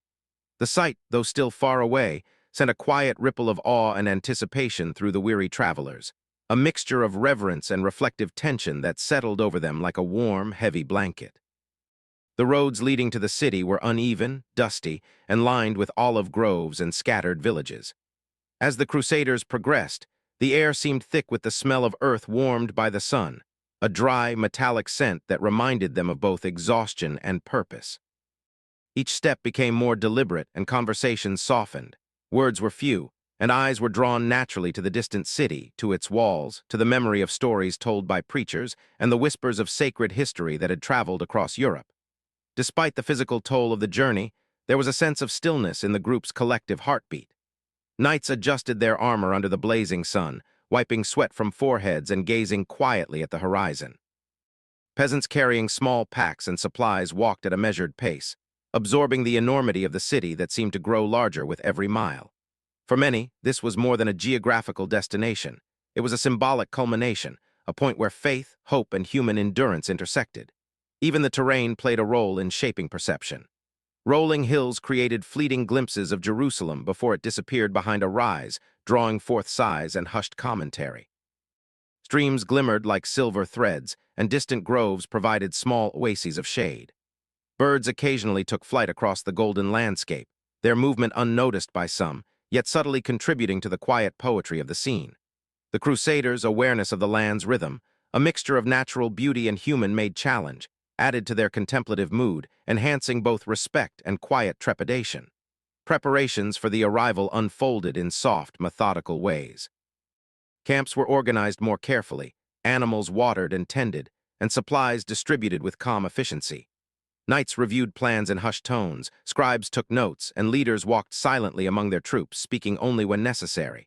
There was no hurry, only the measured pacing of a journey's final approach.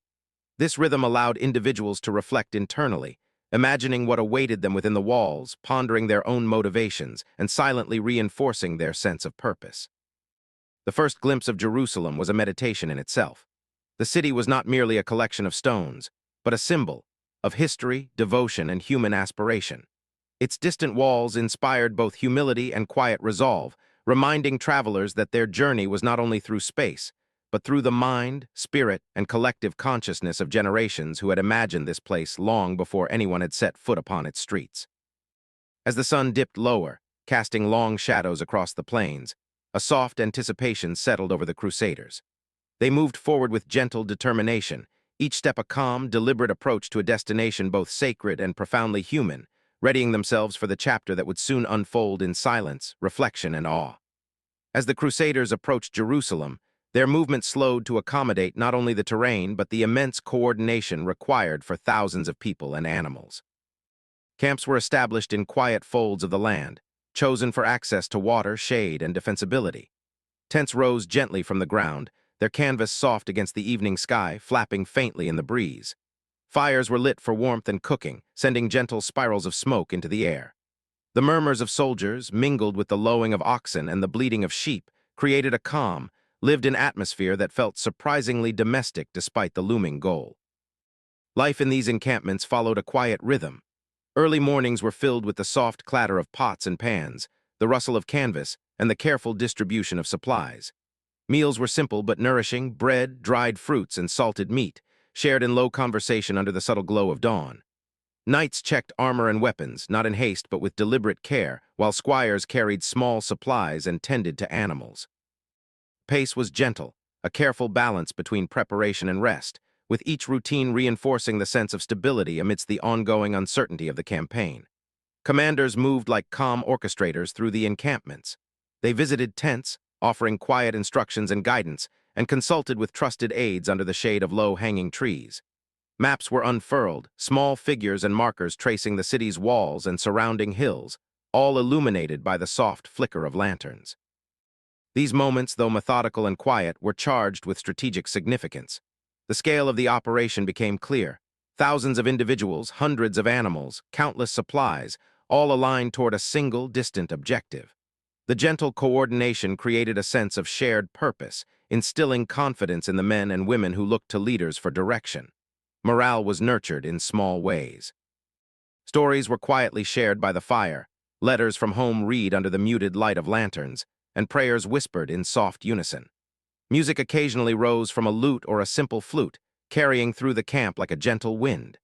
Even humor found its place, subtle laughter slipping into conversations, as soldiers and pilgrims alike sought comfort in companionship. These understated moments reminded listeners that life in the Crusader camp was not only about strategy or marching, but also about maintaining the human spirit in the midst of monumental effort. Animals, integral to both logistics and daily life, moved calmly through the encampment. Horses were tended meticulously, their coats brushed and hooves cleaned. Oxen and mules carried water and provisions, and their presence created a soft, living backdrop to the human activity. The quiet interactions between humans and animals reinforced a sense of routine, a grounding for the campaign, and a reminder that the success of any military endeavor relied on the careful attention to both people and beasts. As night fell, the camp settled into a hushed lull. Fires glowed gently, casting dancing shadows over tents and paths. The distant city of Jerusalem loomed beyond the horizon, a silent presence that reminded all that their efforts, their routines, and their careful planning were leading to a decisive moment. In this calm, methodical environment, both soldiers and pilgrims found space for reflection, for mental preparation, and for the subtle strengthening of resolve. Encampments were not just temporary shelters. They were microcosms of order, humanity, and quiet perseverance, readying everyone for the monumental tasks that awaited beyond the city walls. The Crusaders arrived at the walls of Jerusalem with the quiet awe of travelers entering a new and imposing world.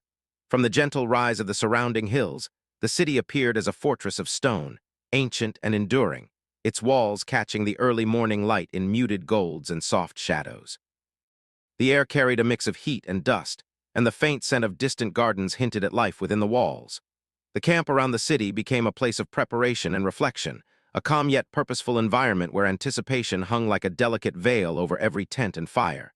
Siege engines, though impressive in scale, moved with deliberate care rather than frantic urgency.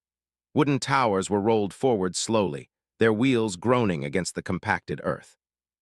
Ladders were carried upright, tested for balance, and positioned with precision. The sound was subtle, wood scraping wood, ropes creaking, and the faint murmur of soldiers coordinating each movement. Every action, though methodical, carried weight. The waiting itself became a lesson in patience, a quiet meditation on the slow unfolding of plans as countless eyes turned toward the city above. Within the Crusader ranks, men and women settled into routines that gave structure to each day. Meals were shared near the shade of trees or beside small fires, with bread, cheese, and dried fruits replenishing both body and spirit. Knights inspected their armor in measured, calm movements, adjusting straps and smoothing surfaces, while squires carried water and supplies with silent diligence. Conversation was low, often focused on maps, sketches of the walls, or the layout of gates and towers. The city was studied as a puzzle to be solved, and the slow rhythm of these preparations became almost hypnotic, easing the tension that naturally accumulated at the edge of a campaign. At the walls themselves, scouts observed from gentle distances, noting guard rotations, the position of gates, and the behavior of sentries. Nothing was rushed. Every movement was deliberate. Observers recorded details quietly, drawing sketches and committing information to memory. The focus was on understanding, on seeing the city as a living system rather than simply a target. Each careful step, each patient hour spent in observation, heightened the quiet suspense without raising the blood pressure of the day, allowing listeners to drift alongside the historical moment with a sense of calm curiosity. Evening brought soft changes to the siege environment. Fires glowed against the fading light, casting long, flickering shadows across tents, ladders, and siege towers. The distant hum of conversation mixed with the occasional strum of a lute or a whispered prayer. The city walls, bathed in twilight, seemed both formidable and strangely serene. Soldiers and pilgrims found moments of reflection, considering the patience required for success. Sleep became a gentle interlude between periods of preparation, with the understanding that the coming days demanded endurance, both physical and mental. In this quiet landscape, the city and the Crusaders existed in a delicate balance. The walls of Jerusalem stood tall and patient, while the Crusader camp responded with careful, methodical anticipation. Strategy, patience, and observation became the central narrative, teaching endurance without urgency and creating a space where listeners could drift into thought or sleep. Every ladder, tower, and rope had its role, every routine its rhythm, and the slow unfolding of the siege became not a moment of violence, but a meditation on human ingenuity, organization, and the subtle tension of waiting for destiny to move at its own pace. As the sun rose over Jerusalem, the city revealed itself not just as a fortress of stone, but as a tapestry of faith, history, and quiet devotion. Its streets, winding and narrow, carried the footsteps of countless pilgrims, merchants, and inhabitants, each moving with purpose and reverence. The early morning light softened the golden hue of the stone walls, glinting off domes and spires, and the scent of spices, baked bread, and distant gardens drifted gently through the air. Listeners can imagine the city as a living, breathing organism, where every alley and courtyard held stories centuries old. Temples and shrines rose in modest yet dignified grandeur. The Church of the Holy Sepulchre, with its solemn, weathered stones, radiated a quiet serenity. Nearby, smaller chapels and sacred sites of other faiths stood in harmony, each visited by worshippers offering whispered prayers or gentle gestures of devotion. The city hummed with a rhythm of reverence. Bells tolled softly, chants floated through corridors, and incense curled into the morning air, adding layers of calm to the already meditative atmosphere. Even in the midst of incoming Crusader forces, the city retained a sense of timeless dignity, inviting awe and contemplation rather than fear.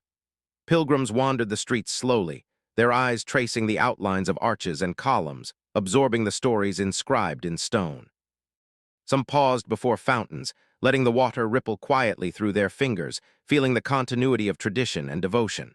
Merchants arranged their goods with care, presenting delicate fabrics, metalwork, and fruits that seemed to glow in the soft sunlight. Children played along the edges of courtyards, their laughter muted by distance, but still carrying a warmth that echoed through narrow lanes. Jerusalem's heartbeat was gentle but persistent, a city alive in a rhythm both human and spiritual. For the Crusaders, this environment was unfamiliar yet magnetic. They moved through streets not merely as soldiers but as observers, sensing the layers of faith that permeated every corner. Quiet prayers mingled with the careful planning of camp life, and soldiers would sometimes pause to watch a group of pilgrims kneeling in devotion. The experience was contemplative, a reminder that their mission was intertwined with more than conquest. It was shaped by belief, awe, and the human desire to touch the sacred. The city itself seemed to whisper its history, guiding those who entered to a deeper understanding of reverence and humility. As the day progressed, light shifted across the walls, painting shadows that traced the curves of arches and domes. Markets moved slowly, craftsmen shaped delicate objects, and monks and priests attended their rituals with calm precision. Even amidst anticipation for conflict, Jerusalem's presence offered a counterbalance, a slow, reflective pulse that reminded all who walked its streets of the continuity of faith, the endurance of culture, and the power of human devotion. Observers could feel that the city existed not only in the present, but as a bridge between generations, a silent witness to the hopes, fears, and aspirations of countless people over centuries. In this gentle immersion, listeners are invited to sense Jerusalem beyond the battles, beyond the banners and armor. Its streets, temples, and courtyards resonate with a quiet spiritual energy, encouraging calm reflection. The city becomes a space where human ambition meets the transcendent, where every step and gesture carries history and devotion. In this way, Jerusalem is experienced not as a prize or a battleground, but as a sanctuary of contemplation, guiding the mind toward awe, empathy, and the soft, enduring beauty of faith that has persisted through time. The city fell into a quiet, contemplative stillness as the echoes of battle faded into memory. Streets that had once thrummed with the nervous tension of approaching armies now settled under a soft, ambient light. Dust clung lightly to stone walls, and the first gentle breezes carried the sense of warmed earth and distant gardens. For those who had marched, prayed, and endured, this moment was not about cheering or grand celebrations, but about a deep personal reckoning. The triumph they achieved was inseparable from the fatigue and the weight of what they had witnessed along the way. Soldiers and pilgrims wandered through the city at a slow pace, their steps careful, reflective. Faces lined with exhaustion softened as they observed sacred sites, fountains, and quiet courtyards. Some paused to kneel in silent devotion, allowing the calm of the city to fill them with a sense of purpose fulfilled. Letters were read aloud in small groups, and stories of lost companions or near escapes were recounted with a hushed tone. The victories of the day were tangible, yet the emotional resonance lingered in a subtle, almost imperceptible hum, touching everyone in a different private way. The spiritual dimension of their accomplishment weighed heavily, yet gently, on minds and hearts. Devotion had guided them across thousands of miles, through deserts, mountains, and foreign lands. It had shaped their endurance, fortified their courage, and sustained them when hope felt fragile. The quiet realization that they had reached the goal inspired a complex mixture of relief, gratitude, and solemn reflection. Many lingered near sacred spaces, taking slow breaths, letting the atmosphere of devotion and history wash over them. In these moments, victory was not measured in banners or conquests, but in the inner alignment of faith and human will. Evenings in the city were calm. Fires flickered in small encampments, casting soft shadows across tents and courtyards. The low murmur of conversation, the occasional clink of metal, and the distant bell tolling created a rhythmic cadence, grounding listeners in the continuity of human life. Families, if present, embraced quietly, sharing small meals or stories. Soldiers leaned against walls, eyes half closed, contemplating the journey that had brought them here. Reflection became a gentle companion, guiding each individual to consider the lessons of endurance, the value of patience, and the weight of responsibility that accompanies even the most noble pursuits. What lingered most were the lessons carried silently within. Triumph, while sweet, was tempered by loss. Courage had been tested, and fear had been confronted not with rashness, but with measured resolve. Listeners can sense the subtle tension of contrasts, the joy of success interwoven with remembrance of hardships endured. Each person's thoughts traced the path that had brought them here. The long roads, the prayers offered in solitude, the fleeting kindnesses of strangers, and the unexpected moments of beauty amidst struggle. Victory, in this sense, was not a loud proclamation, but an inner, enduring harmony between effort, faith, and survival. As the night deepened, the city seemed to exhale. The weight of history pressed softly against stone and sky. Observers could feel that the experience had transformed the people who passed through, body, mind, and spirit alike. The quiet reflection offered a kind of meditation, on perseverance, on human aspiration, and on the fleeting yet eternal nature of accomplishments. In these calm, concluding moments, the Crusaders, and the listeners themselves, were invited to absorb the emotional resonance of triumph without fanfare, embracing both the serenity and the subtle poignancy that follows great endeavor. The chapter closes not with noise, but with stillness, leaving space for thought, sleep, and a gentle understanding of humanity's enduring quest. Long after the armies had departed, the lands touched by the Crusades retained a quiet, lingering connection. Streets that once thrummed with the movement of soldiers and pilgrims now carried the soft footsteps of scholars, merchants, and artisans. The exchange of ideas moved more subtly than the clash of swords, yet it left marks as enduring as any stone wall or battlefield. In libraries and workshops, texts on medicine, astronomy, and philosophy passed from one hand to another, translated, copied, and absorbed. The wisdom of the East seeped into the West, not as conquest, but as curiosity and shared understanding, building bridges that stretched across cultures and centuries. Architecture told a parallel story. Northern builders marveled at the soaring arches, intricate domes, and detailed mosaics of cities far from home. Some returned with sketches and measured drawings, slowly integrating unfamiliar styles into new cathedrals, bridges, and fortifications. Even the layout of gardens, fountains, and public squares reflected subtle inspiration drawn from lands they had briefly occupied or visited. Each detail, though small, contributed to an evolving aesthetic that blended the familiar with the exotic, creating spaces that felt alive with the echo of distant places. Medicine, too, moved quietly across borders. Herbs, treatments, and surgical practices once unknown in Western towns became topics of discussion among physicians and healers. Monks recorded techniques learned from Eastern counterparts, preserving their knowledge in manuscripts that would be studied for generations. Astronomy, with its meticulous charts and star maps, offered a framework for understanding time, navigation, and the natural world. These ideas, once distant and foreign, became tools for discovery and reflection, gently shaping the minds of those who sought understanding beyond the horizon. Trade, often understated, became a conduit for this exchange. Markets, caravan routes, and river ports allowed artisans and merchants to share goods alongside knowledge. Spices, textiles, and crafted items traveled together with philosophies, practical skills, and observations about governance, agriculture, and urban planning. Listeners can imagine the soft chatter of marketplaces, the scent of distant lands mingling with local aromas, and the unspoken fascination as people glimpsed ways of life different from their own. Each encounter, each quiet conversation left impressions that outlasted armies and treaties. The emotional resonance of this cultural exchange was subtle but profound. It shaped how people thought about their neighbors, their cities, and their own capabilities. Curiosity, once sparked by distant journeys, became a guiding light for explorers, scholars, and everyday citizens alike. The Crusades, though often remembered for conflict, had opened channels of dialogue that would quietly influence art, science, and society for centuries.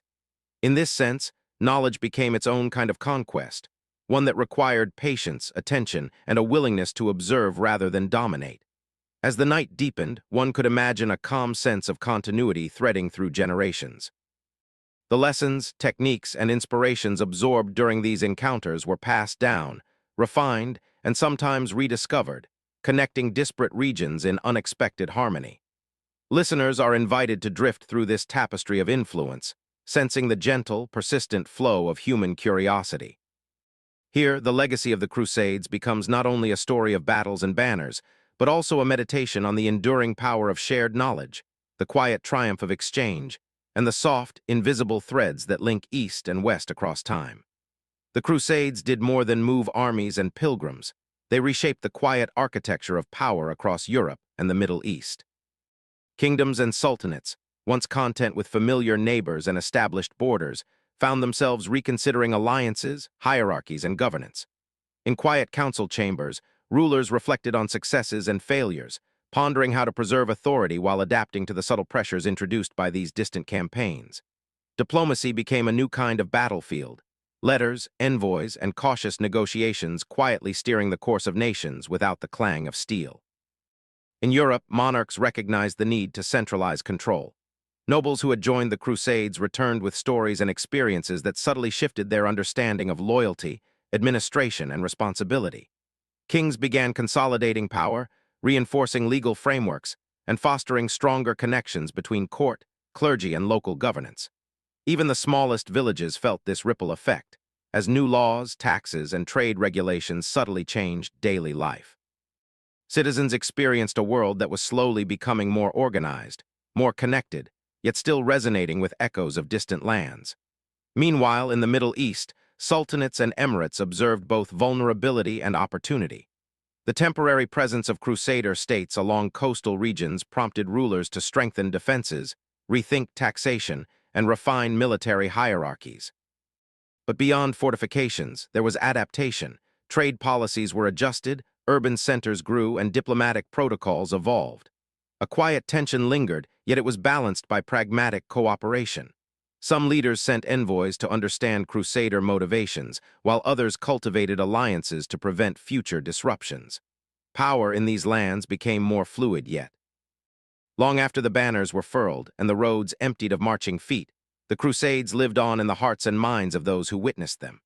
Stories traveled slowly, carried by returning pilgrims, chroniclers, and word of mouth, weaving themselves into the spiritual consciousness of Europe and the Levant. In monasteries and churches, scribes quietly recorded the tales of devotion, endurance, and sacred ambition, their ink capturing not only events but the emotions that filled them. Each page seemed to hum with the quiet hope, fear, and awe that had stirred thousands to journey across unfamiliar lands. Faith and memory intertwined, forming a tapestry that would guide generations. The devout spoke of miracles, prayers answered along dusty roads, and the invisible protection of saints over armies in camp. Even those who never left home felt the pull of these stories, imagining distant holy cities and valorous deeds, letting the narratives shape their understanding of duty, courage, and divine purpose. In every whispered legend, in every softly recounted sermon, the Crusades became more than history. They became moral and spiritual lessons, carefully folded into the rhythm of daily life.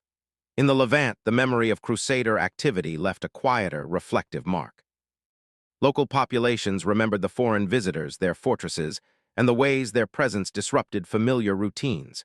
Yet alongside disruption came adaptation. Tales of courage, negotiation, and cultural exchange persisted, retold in marketplaces, among families, and within the quiet walls of mosques and madrasas. These memories were not always triumphant, but they carried lessons in resilience, strategy, and understanding. Faith, here too, framed the remembrance, an effort to reconcile foreign intrusion with spiritual and practical life. Over time, these recollections became more than personal memory. They shaped institutions, pilgrimages, and art. Churches were adorned with images recalling distant lands. Hymns echoed the journeys of saints and crusaders alike, and liturgies incorporated stories of distant heroism into local ritual. Each tale was carefully retold, preserving a sense of wonder without urgency, allowing listeners to drift through history while contemplating devotion, honor, and consequence. Memory became a gentle teacher, instilling both inspiration and reflection. Even centuries later, the Crusades lingered in collective imagination. Pilgrims retraced routes, historians recounted them, and storytellers shaped legends that inspired or cautioned. The spiritual resonance extended beyond victories or losses, highlighting the human impulse to seek meaning, to act with purpose, and to preserve lessons quietly for those yet to come. In this way, faith and memory created a bridge between the immediate and the enduring, allowing history to become a reflective companion for all who chose to listen. The echoes of these journeys remained soft but persistent, like a distant bell that marked both time and reflection, inviting contemplation long into the night. Even as the armies withdrew and cities settled back into routine, the Crusades left subtle ripples across lands both near and far. Merchants and travelers quietly carried spices, silks, and manuscripts along the winding roads connecting Europe to the Levant. Markets that once sold only local goods now displayed unfamiliar wares, each item carrying the scent of distant lands and the promise of stories untold. Coins clinked and hands exchanged goods, yet behind every transaction, knowledge moved silently, invisible but powerful, seeding ideas that would slowly transform societies. Libraries in the East and monasteries in the West became quiet hubs for the exchange of wisdom. Illuminated manuscripts, medical treatises, and works on astronomy and mathematics traveled alongside traders and pilgrims, their contents studied under candlelight or by the soft glow of the morning sun. Craftsmen copied techniques, artisans adapted styles, and scholars debated new concepts, all unfolding in a measured, contemplative rhythm. The flow of knowledge was not immediate or overwhelming, but gradual, like a river gently carving the landscape over decades. Trade itself reshaped cities, transforming their physical and social character. Coastal ports grew busier, streets filled with unfamiliar dialects, and warehouses stored both goods and ideas.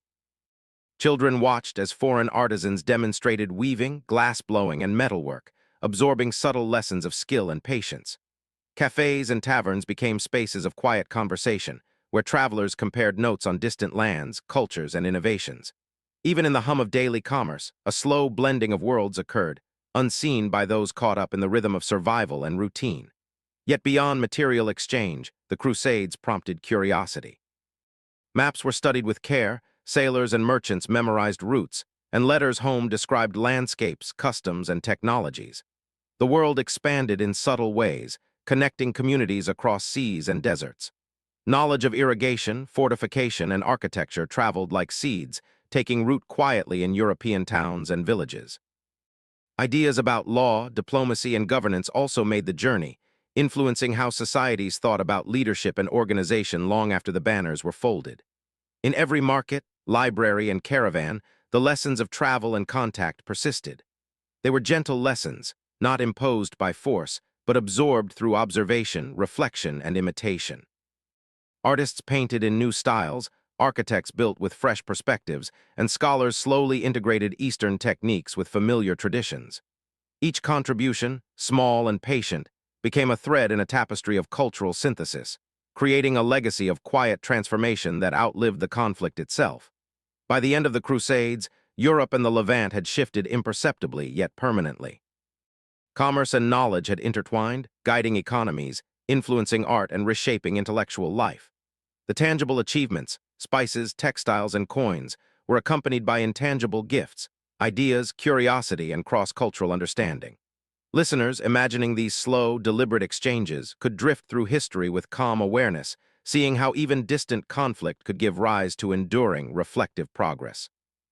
Trade and knowledge, moving gently and persistently, became the hidden heartbeat of a new interconnected world. As the long story of the Crusades gently comes to rest, the noise of armies, the shifting of borders, and the distant echo of marching feet begin to fade into the background of time. What remains is a quieter landscape, one shaped not by momentary conflict, but by the steady movement of human intention. People prayed, traveled, dreamed, fought, suffered, hoped, and changed.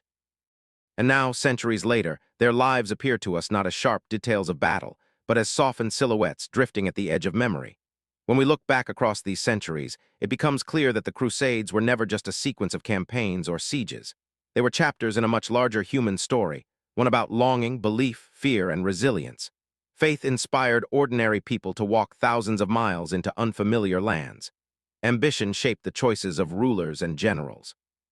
Curiosity opened doors to knowledge that had waited patiently on library shelves across continents. And through every hardship, human beings discovered their own strength, adapting, learning, and continuing forward. It is easy to imagine the world of that time as harsh and unfamiliar, but when viewed gently, it mirrors our own. People then, like people now, searched for meaning.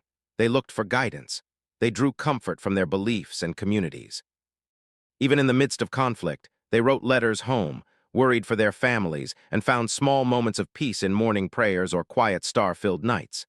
These echoes remind us that history is not distant, it is human.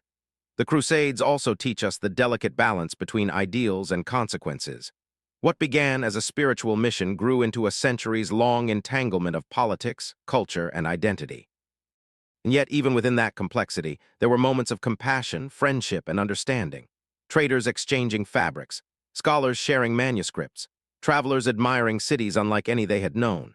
These quieter connections thread through the story just as strongly as the battles, reminding us that cooperation and curiosity have always accompanied conflict. As we rest in this reflection, the details of strategy and diplomacy fall gently away, leaving broader truths. History is carried not only by victory or loss, but by the endurance of ordinary people. It continues through builders raising new walls, children learning new words, merchants charting new routes, and families passing down stories. With every generation, humanity absorbs lessons, sometimes slowly, sometimes with difficulty, but always with a quiet persistence. Perhaps the greatest lesson the Crusades offer is this, that human beings are shaped by what they seek. Whether guided by faith, hope, or a desire for a better world, people have always set out on journeys both literal and spiritual. Some paths lead to struggle, others to understanding, and many to unexpected transformation. And though centuries may blur the details, the essence is preserved, humanity's constant movement toward meaning. As we close this long arc of history, imagine the lights of medieval camps flickering out, one by one. Imagine the roads returning to silence, the cities to their daily rhythms, the dust of battles settling. What remains is reflection, a calm space where we can appreciate the resilience of the people who lived through these moments and the continuity that binds their world to ours. In this gentle stillness, listeners can let the weight of history drift softly away. The Crusades become not a tale of violence or triumph, but a distant echo, an ancient reminder of human complexity, endurance, and hope. And as the narrative settles, it leaves behind a sense of closure, a soft exhale after a long journey, inviting the mind to rest and the body to drift toward sleep. The story of the Second Crusade begins not with triumph, but with a quiet sense of inevitability. Years had passed since the First Crusade ended, and the fragile states established in the Holy Land lived under constant uncertainty. Castles stood like solitary islands along the frontiers, their towers watching distant horizons with equal parts hope and anxiety. When news reached Europe that the county of Edessa had fallen, it echoed through churches, monasteries, and royal courts like a distant bell, soft but unmistakable. Something had changed, and something many believed needed to be done. For the people of the 12th century, the call to respond felt familiar, even expected. They had grown up hearing stories of the earlier Crusaders, of long journeys, miracles, hardships, and victories that had carried immense spiritual weight. Now, as reports, Saladin's story begins quietly, far from the roar of the battlefield he would one day command. Born in Tikrit in 1137, he entered the world not as a warrior destined for legend, but as a thoughtful and studious young man surrounded by family members devoted to strategy, governance, and faith. Those who knew him in childhood did not describe a fierce conqueror, but rather a calm, observant boy who preferred listening over speaking, reflection over impulse. It was this stillness, this ability to pause and consider, that would eventually make him one of the most respected leaders of the medieval world. As he rose within the ranks of his uncle Shirkuh's military career, Saladin carried this quiet temperament into every decision. While others rushed toward glory, he moved with deliberation. He earned trust not through bold declarations, but through steady reliability. In the courts of Egypt and Syria, people soon whispered about the young commander who kept his composure even when situations grew tense. Diplomats noted his courtesy. Soldiers admired his discipline. Scholars found in him someone who valued knowledge as much as swordsmanship. Slowly, the pieces of leadership began to settle around him. When he became vizier of Egypt, Saladin faced a complex world, diverse populations, shifting alliances, economic pressures, and the lingering influence of rival powers. Yet he governed with a balance that felt unusual for the time. He strengthened defenses but also improved stability. He expanded authority but guided his rule with a code rooted in faith and justice. People saw in him a leader who believed strength meant more than victory. It meant fairness, mercy, and responsibility. And with every calm decision, his influence widened. Gradually, Saladin's authority stretched beyond Egypt. Through diplomacy, patience, and careful strategy, he unified territories that had long been fragmented.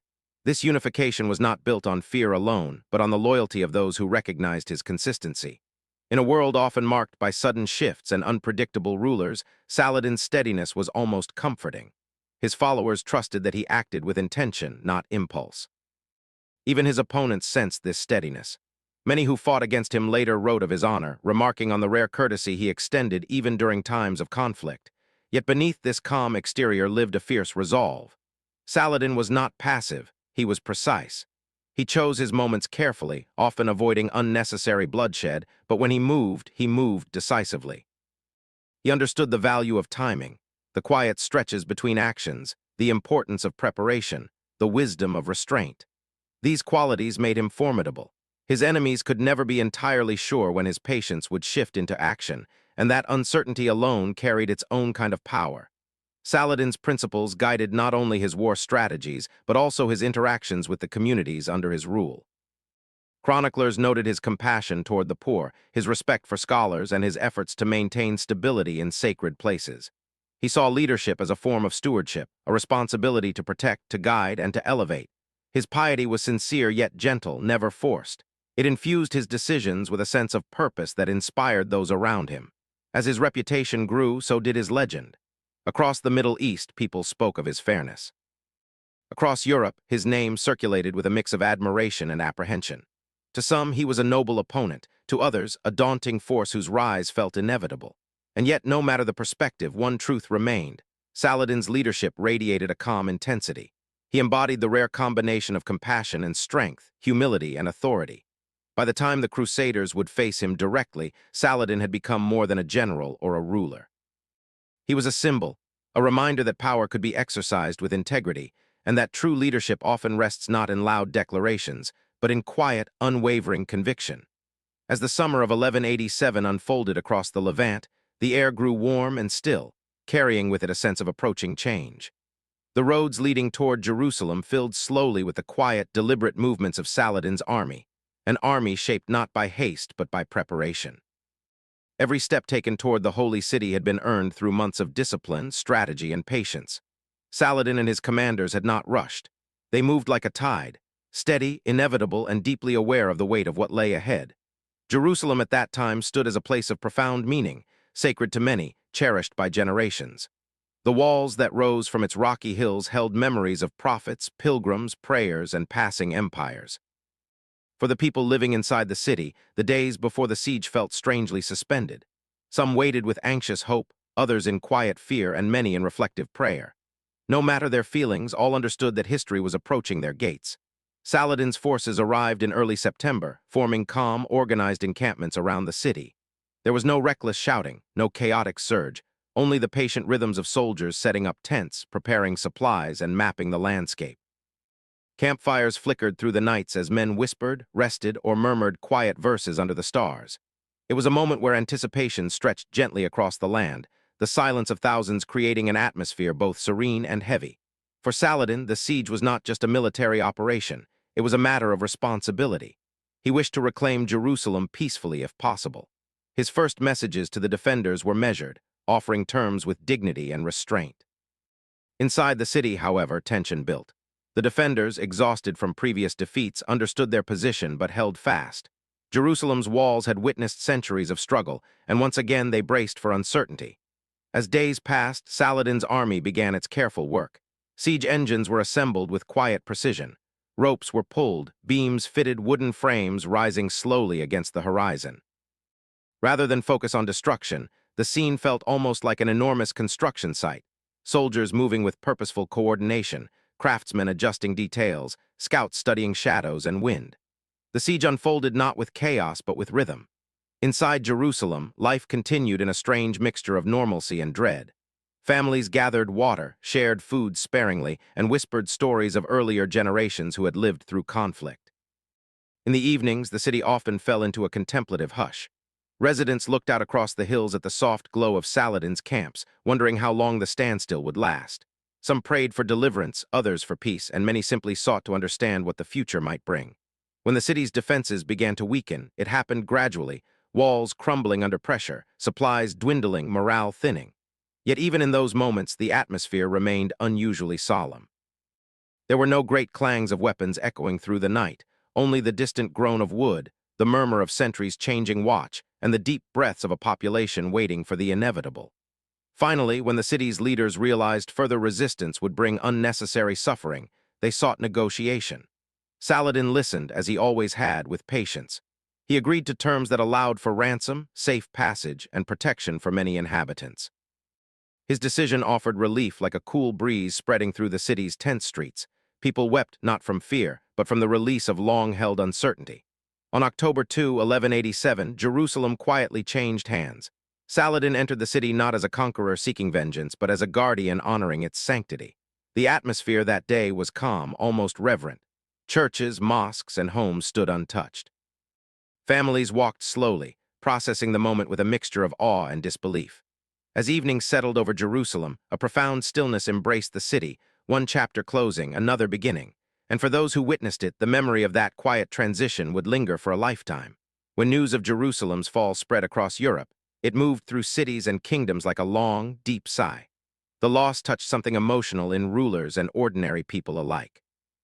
Among those who felt its weight most strongly were two kings whose paths were often marked by rivalry: Richard of England, later known as Richard the Lionheart, and Philip II of France. Though their histories were intertwined with political tension, the call for a new crusade stirred a sense of shared duty that neither could ignore. Preparations began slowly, as every long journey does. Each king faced the challenge of gathering resources, reassuring their realms, and managing ambitions at home. Richard, known for his boldness and confidence, approached the endeavor with a clarity of purpose that inspired his followers. Philip, quieter and more calculating, moved with steady determination. Though their personalities differed, both understood that this march was larger than any dispute between them. Before the armies even met, the journey itself became a test. Across Europe, long lines of soldiers, merchants, clergy, and camp followers stretched over dusty roads and river valleys. Days blurred into weeks as people walked under changing skies.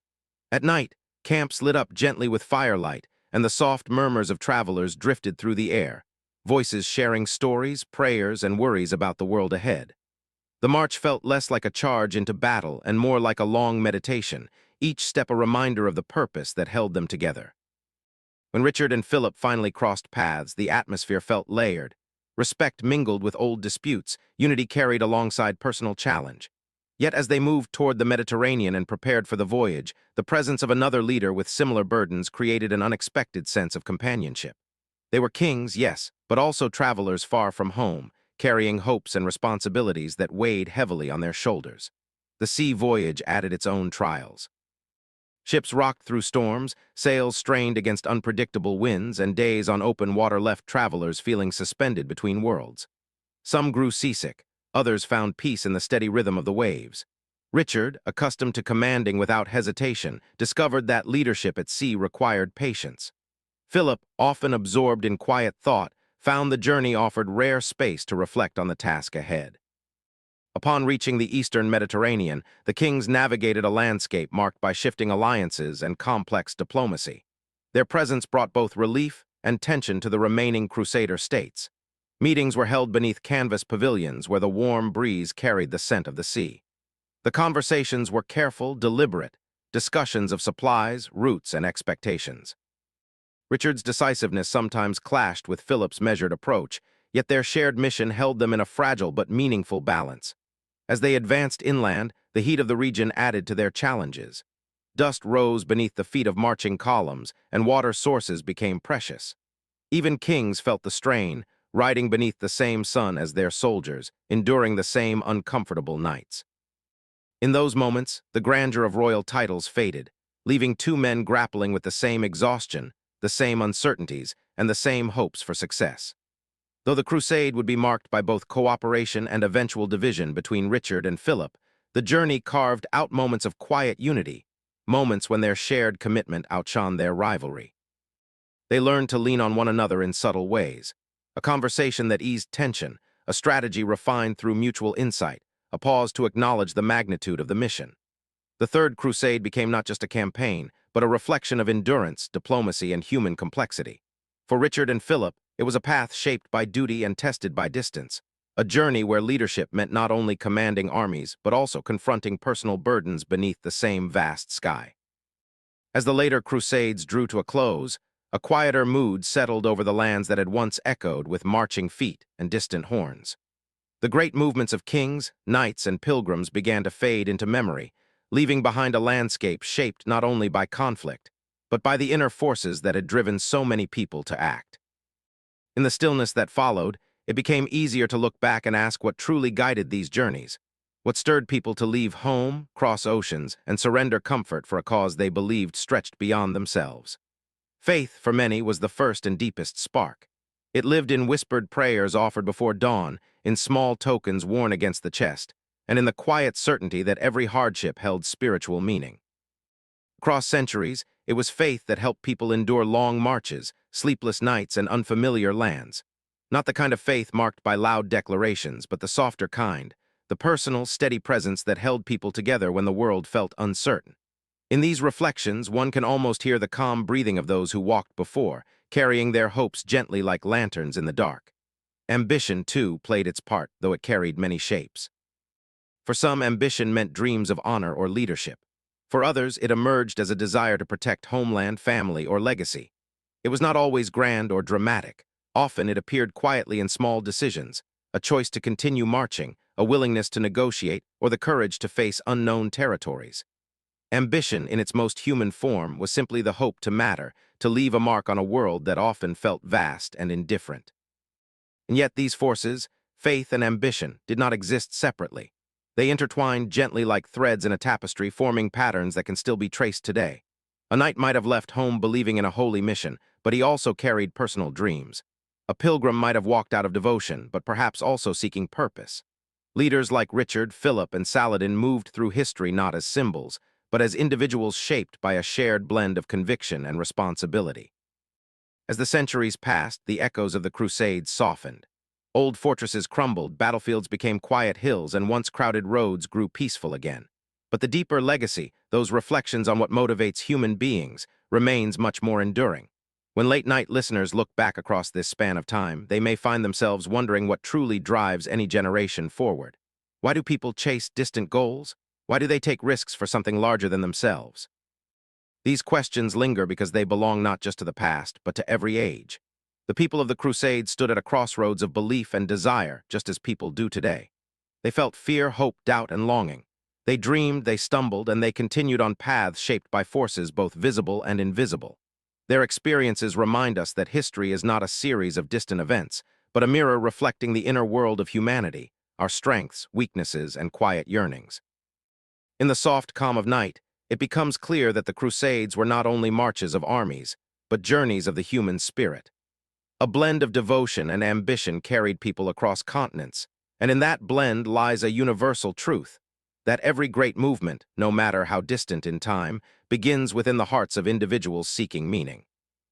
As this chapter closes, listeners are gently reminded that history moves not just through kings and battles, but through the private choices of countless people, each guided by hopes that continue to ripple forward, softly shaping the world we inherit today. There is a quiet side to history, one that unfolds not in the clash of armies, but in the gentle passing of ideas from one pair of hands to another. During the centuries of the Crusades, while kings negotiated and warriors marched, a softer current flowed beneath the surface. It traveled slowly, carried not by banners or battle cries, but by merchants, translators, physicians, and wandering scholars who found themselves crossing unfamiliar lands. When we speak of the Crusades, we often imagine conflict. Yet in the long stillness between campaigns, in marketplaces where spices glowed under lantern light, or in shaded courtyards where students gathered around a teacher, another story was quietly forming, one of exchange, curiosity, and shared wonder. For many Europeans arriving in the Levant, the first surprise was the sophistication of the cities. Streets bustled with traders who measured goods with mathematical precision, physicians who carried instruments unlike anything seen back home, and astronomers who mapped the night sky using tools created by minds from centuries earlier. The world felt larger, richer, and somehow more connected than they had ever imagined. One of the most profound areas of exchange was medicine. European healers, accustomed to limited treatments and simple herbal remedies, suddenly encountered hospitals, true hospitals, where patients were separated by illness, where clean water was prioritized, where trained physicians recorded case notes with remarkable detail. In Damascus, Cairo, and Baghdad, the medical tradition blended Greek, Persian, and Arab knowledge, creating observations and practices far ahead of their time. Many crusaders, injured or fevered, found themselves receiving care from local physicians. They listened, watched, and remembered. Slowly, fragments of medical knowledge traveled back across the Mediterranean, new surgical techniques, fresh understandings of anatomy, and the wisdom of figures like Avicenna and Al-Razi. Europe, still recovering from centuries of instability, absorbed these ideas like dry earth welcoming rain. Astronomy also became a bridge between worlds.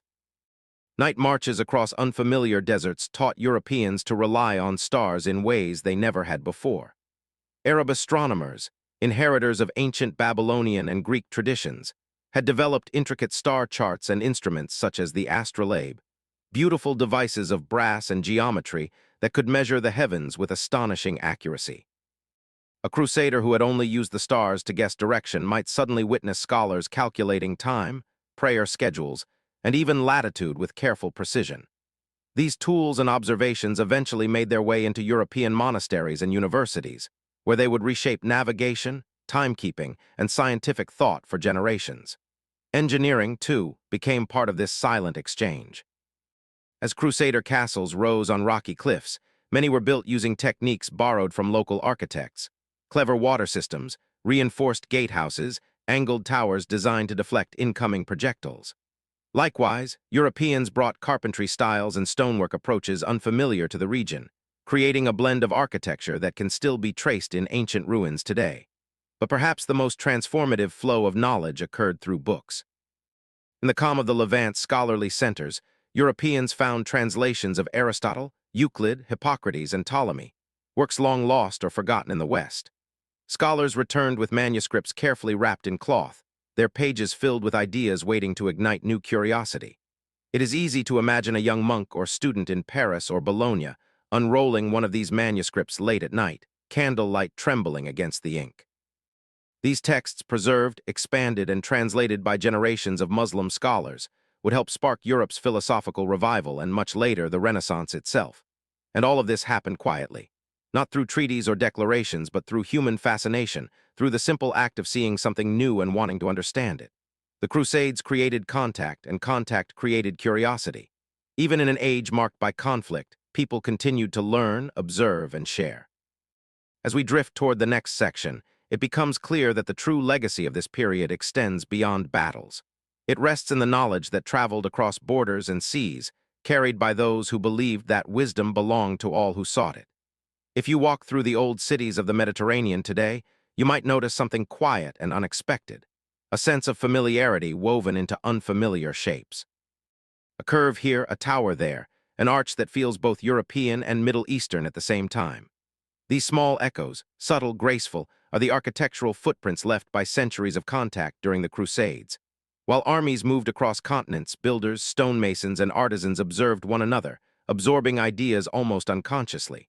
And long after the noise of conflict faded, those ideas remained in stone, wood, and glass, patiently telling their stories.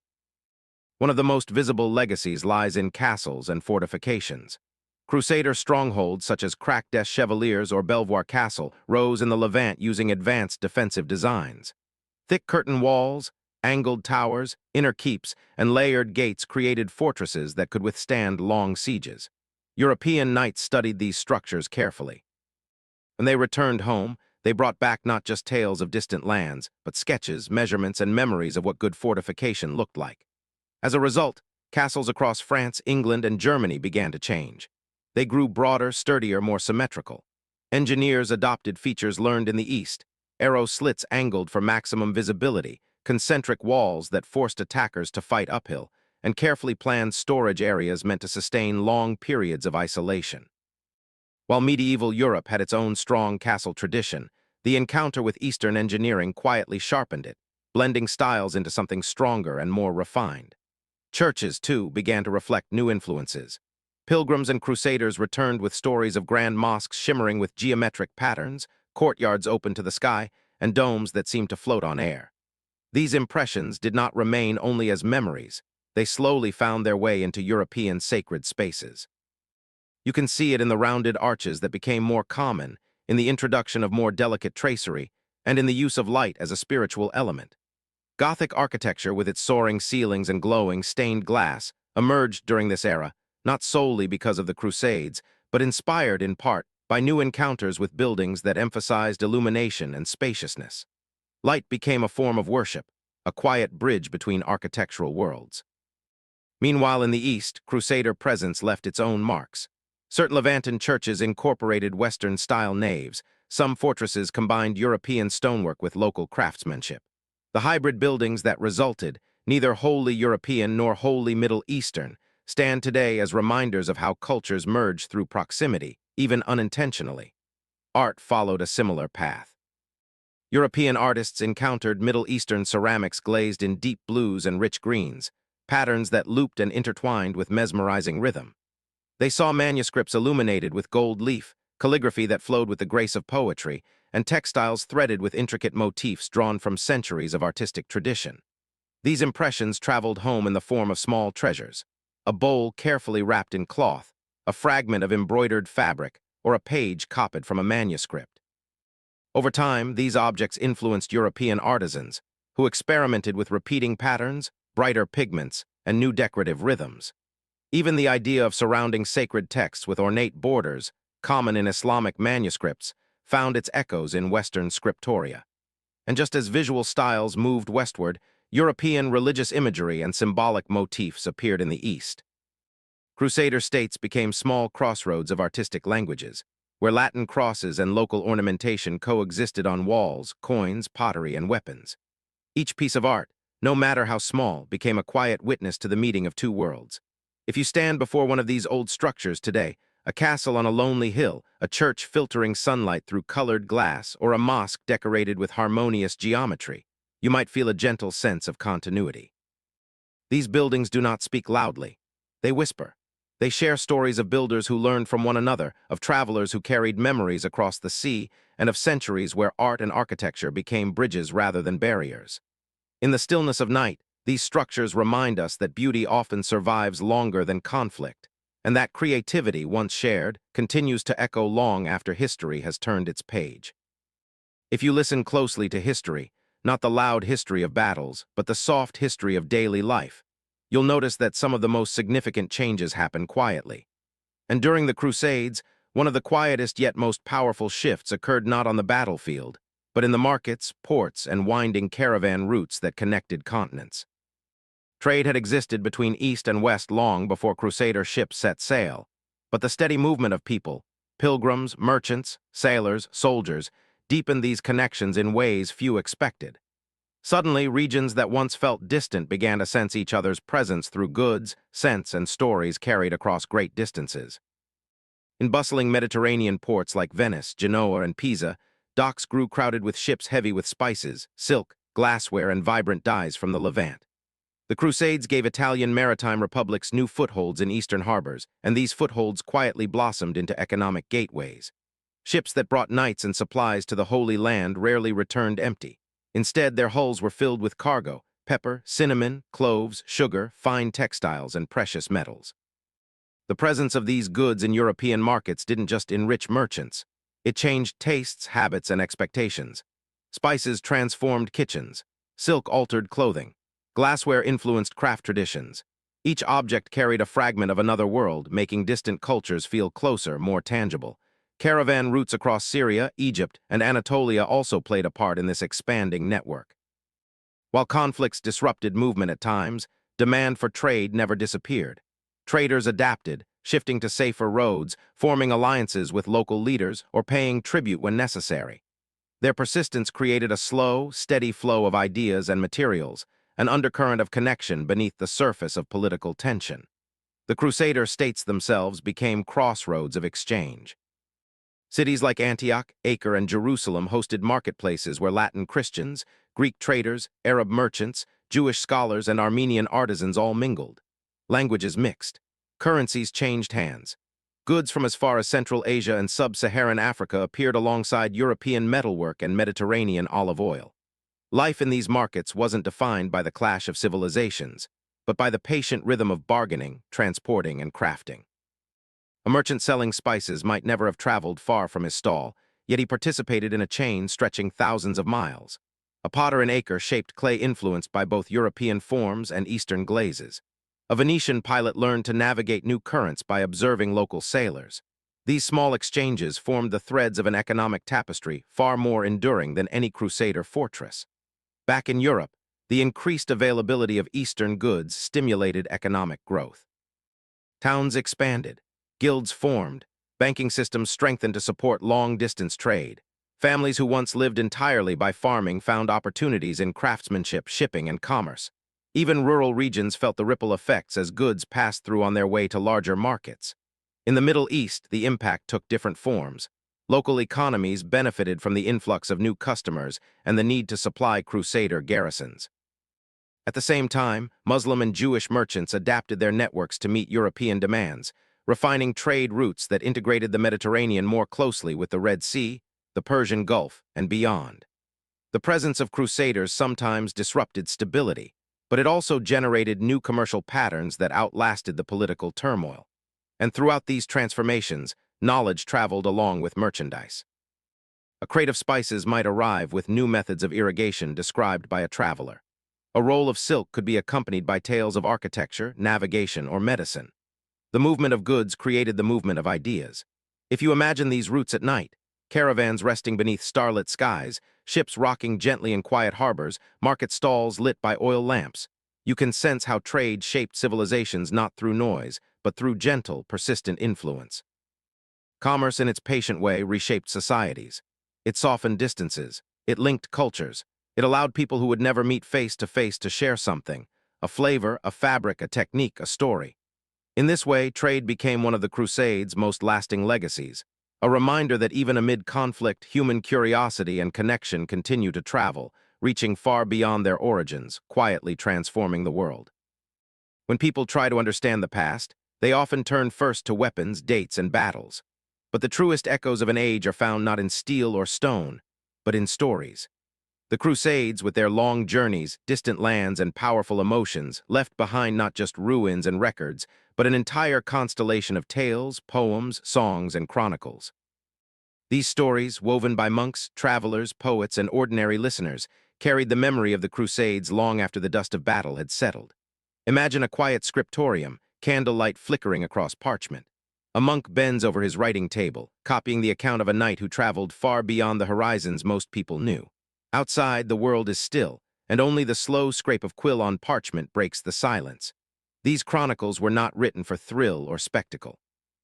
They were born from a desire to preserve, to understand, to give shape to events so vast that they once felt like storms sweeping across continents. Chroniclers described long marches, uncertain nights, meetings with unfamiliar cultures, and the emotion of seeing Jerusalem for the first time. Their words were often calm, reflective, and surprisingly human. They wrote not only about kings and commanders, but also about pilgrims, merchants, and forgotten companions whose footsteps were lost but whose presence lingered in memory. Alongside these histories grew legends, stories shaped by imagination, embellishment, and the desires of listeners. Troubadours in France and Germany turned Crusader tales into songs of heroism and longing. Their melodies drifted through castle halls and into village squares, carrying with them images of brave knights, distant queens, and sacred quests. In these poetic retellings, reality blended softly with dream. Deserts became vast seas of gold, battles became symbols of courage, and journeys became tests of faith and heart. Children listening to these stories might not have understood the details of politics or religion, but they understood the emotions: hope, fear, duty, wonder. And so the Crusades became part of cultural identity, not through cold facts, but through the warm, persistent glow of narrative. In the Middle East, storytellers crafted their own histories. Arabic chroniclers wrote of diplomacy, strategy, and cultural encounters, often with remarkable clarity and fairness. Poets captured the sorrow of loss, the pride of victory, and the complexity of living in a land shaped by so many ambitions. Their works, too, were carried across generations, reminding listeners that history is never one-sided, and that every event contains many perspectives waiting to be heard. These stories crossed borders just as travelers did. A knight returning to France might speak of the shimmering domes of Antioch. A merchant in Damascus might share tales of the strange customs of Frankish soldiers. Slowly, through conversations and manuscripts, new understandings formed. People who would never meet formed impressions of each other through the stories that moved quietly between cultures. Some tales became moral lessons about humility, courage, or the dangers of pride. Others became inspirations for later literature, influencing epics, romances, and chronicles for centuries. Even today, echoes of these medieval narratives appear in novels, films, and folklore. The Crusades continue to live in imagination not because of their battles, but because of the storytellers who refuse to let the memories fade. If you close your eyes, you can almost hear it. The soft voice of a poet reciting verses near a fire, the distant hum of a bard singing in a crowded hall, the gentle turning of parchment pages in a monastery. These moments, though small, preserved the emotional heart of the Crusades more deeply than any fortress wall. In this way, literature and storytelling became bridges across time. They allowed future generations to walk beside those who lived long ago to feel their doubts, their hopes, their questions. And they remind us that history endures not only through power, but through imagination, through memory, and through the timeless human desire to turn experience into story. When we look back at the Crusades, we see landscapes of stone walls, desert winds, and marching banners. But beneath all of that lies something quieter, something deeper, a long tapestry of human choices. Centuries have passed since those armies crossed continents, yet the emotions and motivations behind their journeys remain strangely familiar. And so, as the story of the Crusades moves toward its final reflections, it becomes worthwhile to pause and consider the lessons hidden beneath the surface. One of the first lessons is about the power of belief. The people who took part in the Crusades were driven by a mixture of faith, fear, hope, and longing. These emotions shaped their decisions just as similar emotions shape ours today.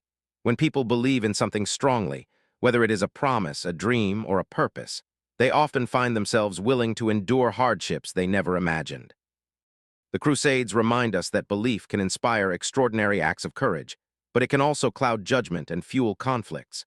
The lesson is not to abandon belief, but to hold it with humility and awareness. Another lesson lies in the realm of diplomacy and understanding. The encounters between East and West during the Crusades were not always defined by battle. Many moments involved negotiation, communication, and attempts to find peaceful paths through complexity. These quieter interactions, though less dramatic, are deeply meaningful. They show us that even in periods of tension, human beings can choose dialogue. Cultures that seemed worlds apart found common ground in trade, shared concerns, and mutual respect. This gentle truth carries into the present. Understanding often grows in small, patient steps rather than grand gestures. A third lesson emerges from the theme of resilience. Whether they were merchants, soldiers, pilgrims, or local inhabitants, people of the medieval world faced challenges that tested both body and spirit. Long journeys, unfamiliar climates, and unpredictable dangers could have shattered their resolve. Yet they endured. They adapted. They found strength in each other, in routine, in prayer, or simply in the will to continue. Their resilience offers a quiet reminder that resilience is rarely loud. It is a steady, persistent force that carries people through uncertainty. The Crusades also highlight the importance of perspective. For centuries, the events were told through different lenses. European chroniclers, Middle Eastern historians, local communities, and storytellers from many traditions. Each perspective revealed a different truth, and no single story was complete without the others. This teaches us to look beyond our first impressions and to seek multiple viewpoints whenever we try to understand the world. History grows clearer when we listen to many voices. And then there is the lesson of time itself. The Crusades were not a single moment but a long unfolding, shaped by shifting politics, evolving alliances, and the slow currents of human ambition. What seemed urgent in one century became distant in the next. What people fought fiercely for eventually became the subject of reflection and interpretation. Time softens sharp edges, allowing societies to learn, heal, and reinterpret. This reminds us that our present struggles, however heavy they may feel, will one day also settle into the broader flow of history. Finally, the Crusades offer a lesson in human complexity. People were neither entirely noble nor entirely flawed. They were guided by hopes, fears, misunderstandings, and sincere devotion. When we look back with quiet contemplation, we recognize ourselves in them, not in their battles, but in their humanity. Their journeys were shaped by the same desires that guide us today, the desire for purpose, for belonging, for a place in the world. As this chapter draws to a close, the story gently invites us to carry these lessons forward, not as judgments, but as reflections, not as warnings alone, but as windows into what it means to be human across centuries. And with these reflections, we step softly toward the concluding chapters, ready to see how the echoes of the Crusades continued to shape the world long after the banners were folded and the footsteps faded into quiet memory. In the long shadow of the Crusades, the grand movements of armies often dominate the memory of history. Yet beneath the banners and the chronicles were the ordinary lives of people, knights and commoners, each carrying their own hopes, fears, and quiet stories. Their footsteps shaped the long roads from Europe to the distant East, and it is within their individual experiences that the human heart of the Crusades truly rests. For the knights, the journey began with a mixture of duty and uncertainty. Many of them rode out from stone keeps where their families watched in silence. Armor was polished under the dim glow of early morning light, horses stamped the ground, and last farewells were spoken in hushed voices. They carried not only swords and shields, but the weight of responsibility toward their land, their vows, and their faith. Some saw the crusade as a sacred mission, others as a chance for redemption, and still others as an uncertain road that had been placed before them by circumstance. Yet when they rode out, the world behind them slowly blurred into memory. For commoners, the journey felt entirely different. They were bakers, shepherds, farmers, and tradespeople who had rarely traveled more than a few miles from their homes.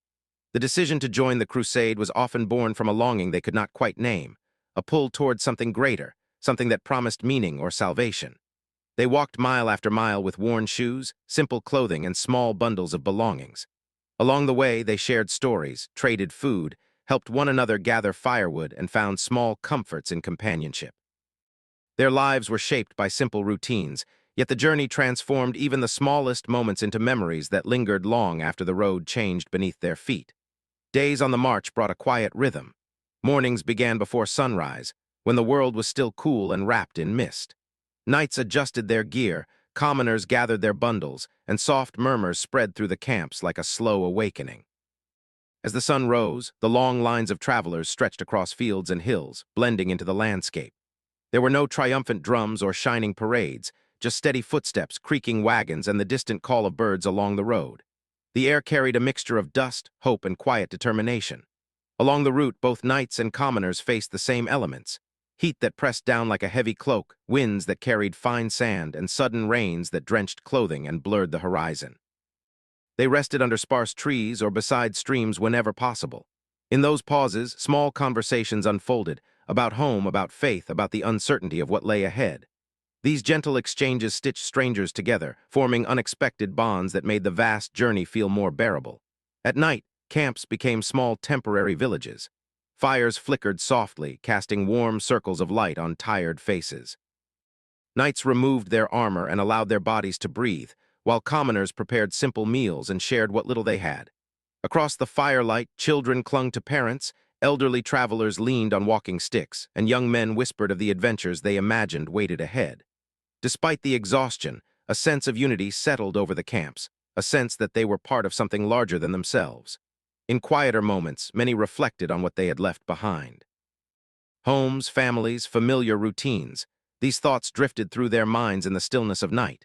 Yet even as longing pulled at them, something within kept them moving forward. Perhaps it was faith, perhaps hope, perhaps the simple fact that the road ahead had become their new reality. Through knights and commoners alike, the Crusades reveal a shared truth. Extraordinary events are carried forward by ordinary people, each walking their own fragile path through history. In the quiet corners of Crusade history, where chronicles speak mainly of kings, knights, and armies, the presence of women often lingers like a soft echo. Yet their experiences shaped the journey in countless ways, through resilience, care, diplomacy, and the simple strength of enduring uncertainty. The Crusades were not only marched by warriors, they were carried in the hearts and decisions of the women who lived through them. For many women, the Crusades began with the moment of farewell. In villages, towns, and castles across Europe, they stood at wooden doorways or castle gates, watching husbands, brothers, and sons step onto roads that led to distant lands. These farewells were rarely dramatic. They unfolded in hushed conversations and last embraces, marked by mixed emotions, fear, hope, and the silent acceptance of what could not be changed. When the travelers disappeared over the horizon, women returned to lives that suddenly felt heavier, shaped by absence and responsibility. In Europe, the home front became a world where women quietly held entire communities together. They managed estates, oversaw harvests, balanced local disputes, and ensured families stayed fed and safe. Some discovered new confidence as they made decisions traditionally reserved for absent men. Others worked collectively, supporting one another through long winters, poor harvests, or troubling rumors carried by travelers returning from the East. Their strength was not loud but steady, woven through daily tasks that kept life moving forward despite uncertainty. Some women traveled with the Crusades themselves. They walked alongside caravans, tended to children, prepared meals, and offered support to the weary. Their presence added a gentler rhythm to the long march, reminding travelers of the ordinary comforts of home. Along the routes, they fetched water, patched clothing, and shared songs that eased the monotony of endless roads. At night, their voices joined the soft murmurs around the campfires, grounding the journey in a sense of family and community. Others took on roles that required a quiet kind of bravery. Women tended to the sick, soothing fevers with herbs or calming whispered prayers. They cleaned wounds, comforted the frightened, and offered a steady hand in moments when uncertainty threatened morale. Their acts were not recorded as heroics, yet they carried a profound impact, helping travelers regain strength or find peace amid exhaustion. Their resilience became a kind of invisible armor, shielding others from despair. In the world of diplomacy, noblewomen sometimes played unexpectedly influential roles. They wrote letters that bridged distances, negotiated between rival families, or safeguarded territory while leaders were away. Their words traveled across kingdoms as carefully crafted messages of peace, stability, or persuasion. Some used their knowledge of local politics to guide decisions, their advice shaping the outcomes of alliances or the survival of estates. Though rarely acknowledged, their influence helped maintain order when the world around them felt unpredictable. In the bustling markets and towns of the Middle East, women from different cultures crossed paths in subtle human ways. They bartered for spices, shared gestures of curiosity, or exchanged small pieces of advice about food, clothing, or weather. These encounters, brief yet meaningful, revealed how lives could connect even amid conflict. They offered glimpses of a shared humanity often overshadowed by the larger narrative of war. Throughout the Crusades, women carried their own quiet courage. They faced long waits, harsh news, and the burden of continuing life in the shadow of uncertainty. Yet they persisted, nurturing families, guiding communities, and offering strength when it was most needed. Their stories remind us that history is shaped not only by those who ride at the front of armies, but also by those who walk steadily behind them, carrying the weight of hope, resilience, and love through the unfolding chapters of time. At the heart of every journey the Crusaders undertook, beneath the weight of armor, beyond the dust of marching columns, and deeper than the clash of swords, was something quieter, something that didn't roar like battle but whispered like breath. Faith, a daily companion, a silent compass, a source of strength when everything else felt uncertain. When dawn touched the camps with a pale blue glow, most Crusaders didn't begin their day by lifting a weapon. They began it by bowing their heads. Daily devotion, a quiet rhythm before the noise of movement, before the shouting of orders, a kind of stillness settled over the tents. Men and women alike traced the sign of the cross, whispered short prayers for protection, or read a familiar psalm if they were lucky enough to carry a small parchment. These rituals were simple, not grand, not heroic, but they kept fear from growing too large. For many, these moments of devotion were the only time they felt anything like peace. The same was true in the lands they traveled through. Local Christians prayed in stone chapels lit by flickering oil lamps. Muslims spread small prayer mats on sand or stone, turning their faces toward Mecca with measured calm. Jewish families lit candles on the Sabbath, singing ancient blessings that wrapped their homes in warmth. Different languages, different traditions, but the same human desire, comfort, hope, meaning. Faith as a companion in hardship on long marches through unfamiliar landscapes, Crusaders often repeated short, steady prayers, phrases they could hold on to like a rope during a storm. Some carried small wooden crosses tied around their necks. Others kept relics tucked into cloth pouches, believing protection lived inside them. But faith didn't only appear in formal prayers. It lived in smaller, quieter acts, sharing a crust of bread with someone who had none, whispering reassurance to a frightened child. Helping a sick stranger recover inside a tent, lighting a candle for someone who didn't survive the journey. These actions weren't recorded in chronicles or praised in songs. Yet they shaped daily life far more than battles ever could. Rituals of the local world where crusaders traveled, they stepped into a land already rich with spiritual history. In Jerusalem, monks rose at night to chant prayers that echoed off old stone walls. In Antioch, pilgrims walked barefoot to the shrines of early saints, believing the ground itself held memories of miracles. In Damascus, the sound of evening prayers drifted from minarets and mingled with the scent of jasmine floating on warm air. Crusaders were often struck silent by these sights, not out of fear, but out of awe. Even those who didn't fully understand the rituals around them felt the weight of something ancient and sacred. Faith as a bridge, not a barrier. It's easy to imagine the Crusades only as a clash of armies. But if you look closely at daily life, you find another story. A softer one, a human one. Travelers from the West often stayed with local Christian families who offered bread and shelter. Merchants from the Muslim world traded with Crusader camps, exchanging goods with quiet politeness. Healers, Jewish, Muslim, and Christian, treated the wounded without asking what banner they marched under. In those moments, faith wasn't a dividing line. It was a reminder that everyone, no matter where they came from, searched for the same things: protection, purpose, forgiveness, reassurance. The inner journey for many crusaders, the real pilgrimage, wasn't carved into maps. It happened inside them. Some discovered strength they didn't know they had. Others questioned themselves, asking what it truly meant to be courageous or righteous. And many found a kind of fragile peace in the rituals that shaped their days. Because faith, whether whispered in a tent, sung in a chapel, or chanted at dusk, gave people something to hold on to when the world around them felt unpredictable. A reminder that even in fear there could be calm, even in hardship there could be meaning, and even in a time defined by conflict, the human spirit could remain gentle. Not every moment on the front lines was a sweeping battle or a clash between great armies. Most of the time, life unfolded in smaller ways, in the quiet tension before dawn, in brief sparks of danger, in the steady courage of ordinary people who never thought of themselves as heroes. These are the stories rarely written in chronicles, but remembered in whispers. A lantern in the fog one morning, a thick fog rolled across a Crusader outpost near a narrow valley. Visibility shrank to only a few steps. The soldiers knew enemy scouts often moved through this area, and tension rippled through the camp like a held breath. A young sentry named Rowan stood watch with only a lantern for comfort. He wasn't a famous warrior, he wasn't even confident with a sword, but he took his duty seriously. When he heard faint footsteps in the mist, his heart raced. Instead of raising an alarm which could trigger panic, he called out softly, "Friend or stranger?" A long silence followed. Then a trembling voice answered. A local shepherd had lost his way, separated from his flock. Rowan guided him through the fog, lantern held high, until distant shapes formed again. By sunrise, the shepherd was safely home, and Rowan's quiet bravery became a story passed around evening fires, not because he fought an enemy, but because he protected someone in need. A water skin shared in the heat of a long march, water could feel more precious than gold. Tension often rose when supplies ran low. But one story from a dusty, sun-beaten plain survived in the memories of many. A crusader named Isabel, one of the few women traveling as part of a support caravan, noticed a young desert guide struggling to keep pace. His lips were cracked, his breath shallow. Without hesitation, she handed him her own water skin. He shook his head, terrified of offending. She pressed it gently into his hands. He drank only a few sips before returning it.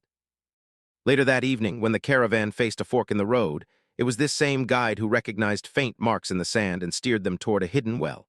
Isabel's small act of kindness saved them all from hours of wandering and unbearable thirst.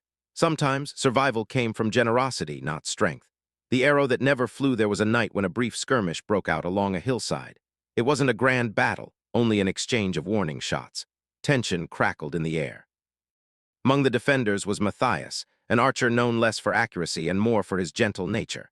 As he aimed at a shadowy figure approaching the ridge, his hands shook.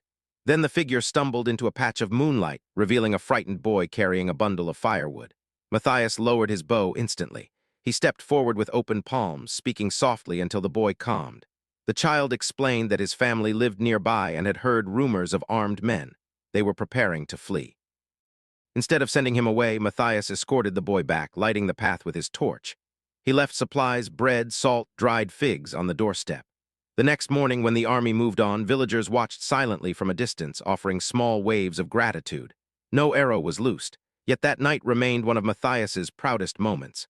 The courage to carry on these stories may seem small. No banners were raised, no victories declared. But they reveal something deeper than strategy or conquest. They show how courage often appears not in dramatic heroism, but in moments when the heart makes a choice. To help, to trust, to stay steady in uncertainty, to see another person, even in conflict, as human. On the front lines, fear was constant. Danger was real, but so was resilience. Men and women found ways to stay hopeful, to protect strangers, to resolve tension without letting it grow into violence. These quiet acts shaped daily life far more than the great battles carved into stone. And for those who lived through these times, it was often these moments, soft, human, fleeting, that stayed in memory the longest. As the stories of knights, pilgrims, women, laborers, and wanderers fade into the quiet of history, what remains is not the clash of steel or the shape of old armies, but the human experiences that echo softly across the centuries. Moments of courage, moments of fear. Moments of unexpected kindness, grief, and hope. When we look back on the Crusades through the lens of individual lives, the grand sweep of history feels less like a distant chronicle and more like a tapestry woven by countless hands, each thread carrying its own shade of struggle and resilience. The weight of courage in these times did not always look like a hero charging into danger.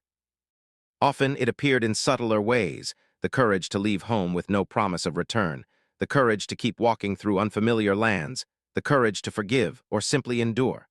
A farmer turned footman facing his first night on guard. A woman holding her family together as rumors of war drifted through her village.